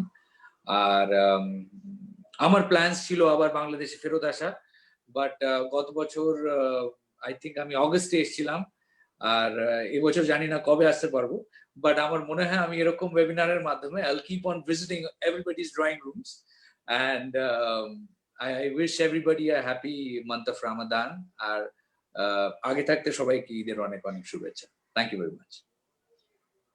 ধন্যবাদ। মিস্টার হানিফ আমেরিকা থেকে জাস্ট 2 মিনিটে ক্লোজিং রিমার্ক। ধন্যবাদ আপনাদের সবাইকে, আমার খুবই ভালো লাগছে, এবং অনেক উপদেশ দেওয়া হলো এই ওয়েবিনারের মাধ্যমে। টিনাপুর কথা শুনেছি, সৌম্যদার কথা শুনেছি, খুবই ভালো লাগছে। তো আমি যেটা একটা জিনিস অ্যাড করতে পারি, যেটা হলো যে ব্র্যান্ডিংটা ইজ ইম্পর্টেন্ট। আমাদের অনেক পজিটিভ জিনিস আছে বাংলাদেশে, অনেক, এবং খুব দ্রুত সময়ে আমরা অনেক দূর এগিয়ে এসেছি। সেটাকে যদি বাংলাদেশের এই জিনিসটাকে যদি বাইরে প্রচার করা যায় তাহলে খুব ভালো হয়। আমি এই রিসেন্টলি একটা কাজ করছি, সেটা হলো NRB কানেক্ট, নন রেসিডেন্ট বাংলাদেশিদেরকে যাতে পুরো বিশ্বের মধ্যে যারা আছে গ্লোবালি তাদেরকে কানেক্ট করার জন্য একটা প্ল্যাটফর্ম দাঁড় করাচ্ছি, যেটা হয়তো ফেসবুক এবং লিঙ্কডইন এটারই সমন্বয়, এবং সেখানে যাতে বাংলাদেশি বিজনেস গুলো যারা বাইরে গ্লোবালি আছে তাদেরকেও একই প্ল্যাটফর্মে নিয়ে আসা, ওটার জন্য আমরা কাজ করছি। এবং একটা IPTV আমাদের যেটা NRB Connect.tv, এটার মাধ্যমে বাংলাদেশের যেসব পজিটিভ জিনিসগুলো আছে সেগুলোকে এখানে তুলে ধরছি। তো এইভাবে যদি আমরা অ্যাম্বাসেডরের ভূমিকা পালন করতে পারি, বাংলাদেশের মানুষগুলো যারা বাইরে আসে, এখন বাংলাদেশে গিয়ে বসবাস করার দরকার নাও থাকতে পারে, আমরা বাইরে থেকেও বাংলাদেশকে প্রমোট করতে পারি, বাংলাদেশকে মেইন স্ট্রিমে নিয়ে আসতে পারি, এবং বাংলাদেশে আমরা বিজনেস করতে পারি, বা বাংলাদেশে আমরা নেটওয়ার্কিং এর মাধ্যমে বা ইনভেস্ট করতে পারি। তো এটা খুবই প্রয়োজনীয় এই মুহূর্তে, এবং সবাইকে সেভাবে এগিয়ে আসা উচিত বলে আমি মনে করি। ধন্যবাদ আপনাদের সবাইকে। মিস্টার আহমেদ, জি, আমি এক মিনিট সময় নেব, একটা ইম্পর্টেন্ট কথা আমি সবাইকে বলতে চাই। এই সিচুয়েশনে আমার একমাত্র ইম্পর্টেন্ট সাজেশন আপনাদের দিতে চাই যে আপনারা প্লিজ কোনোভাবে কোয়ালিটিতে কম্প্রোমাইজ করবেন না। আপনারা যে যাই প্রডিউস করুন, situations might be very difficult, costs would be high, আপনাদের প্রফিট মার্জিন হয়তো খুব কম হবে, কিন্তু আপনারা কোয়ালিটিটা যদি মেনটেন করেন তাহলে এই সময় আপনারা যেরকম ভাবে মার্কেট ক্যাপচার করতে পারবেন সেটা অন্য কোনো সময় পারবেন না। So compromise on everything, but please don't compromise on quality. That's all I would like to conclude with. Thank you. Thank you mister Soumya Basu. Nisha, তোমার 1 মিনিট শেষ। সবাইকে ধন্যবাদ জানাবো। স্যার, প্রথমত আমাদের বিউটিফুল অডিয়েন্সকে ধন্যবাদ জানাবো, তারা সারা রাত জেগে সেহেরি করে ঘুমিয়ে আবার এত সকালবেলা আমাদের ওয়েবিনারে জয়েন করেছে। তাদের মানে লার্নিং এর যে প্যাশনটা এটা থেকে সেটা বোঝা যায়। তাদেরকে অসংখ্য ধন্যবাদ। আমি ধন্যবাদ জানাতে চাই আমাদের বাকি সমস্ত প্যানেলিস্টকে, মিস্টার হানিফ, মিস্টার সৌম্য, টিনা আপু এবং আপনাকে সহ যারা অর্গানাইজ করেছে, সুশান্ত দা এবং শারমিন আপু, তাদেরকে আমি আন্তরিক ধন্যবাদ এবং কৃতজ্ঞতা। এত সুন্দর একটা প্রোগ্রাম এবং টাইমলি ইনিশিয়েটিভ এরকম একটা প্রোগ্রাম ওনারা অর্গানাইজ করেছেন। আমি চাইবো যে এরকম যদি আমরা রেগুলার বেসে করতে পারি তাহলে হয়তো বা আমাদের অডিয়েন্স অনেক কিছু শিখতে পারবে। এই লকডাউনের টাইমে তারা এখান থেকে কিন্তু অনেক কিছু স্কিল ডেভেলপ করতে পারবে। তো thank you once again, thank you everyone. ফেসবুকে আমাদের গ্রুপে যারা কমেন্ট করেছেন 1100 কমেন্ট আমি দেখতে পাচ্ছি, 1100 প্লাস, তাদেরকে আবারও ধন্যবাদ জানাচ্ছি। তাহলে সুসান ভাই আপনাকে দিয়ে দিচ্ছি, সবাইকে ধন্যবাদ জানাই শেষ পড়ার জন্য। ধন্যবাদ রাজীব ভাই। আচ্ছা, শুরুতেই আমি আসলে ধন্যবাদ দিতে চাই আবুল খায়ের ভাইকে, একটা টেকনিক্যাল ফল্টের কারণে কুইক তার অ্যাকশনটা নেওয়ার জন্য আপনাকে আসলে অসংখ্য ধন্যবাদ। আচ্ছা, এরপর আমি আমাদের প্যানেলিস্ট সৌম্য দাদা, আপনাকে অসংখ্য ধন্যবাদ। এরকম একটা ওয়েবিনার মানে শুরু করার জন্য আসলে আপনার গাইডেন্স ছাড়া এটা পসিবল হতো না।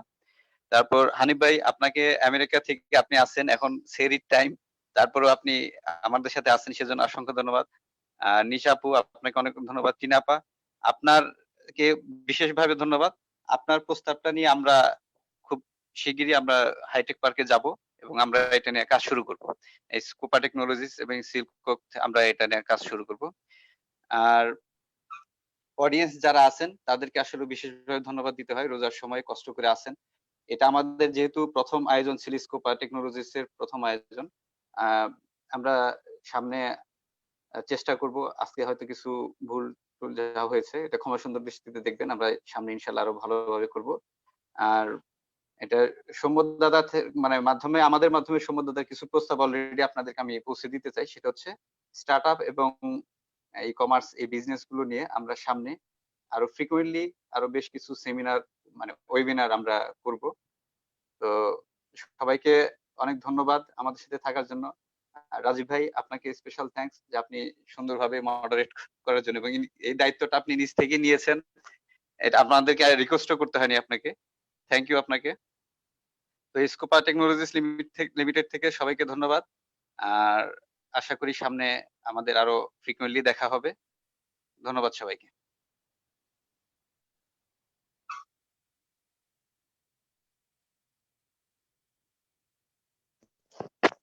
রাজীব ভাই ধন্যবাদ। ঠিক আছে, আমরা মনে হয় এখন ক্লোজ করে দিতে পারি। যে খায়ের ভাই শেষ করে দেন বা নিশা। জি ভাই।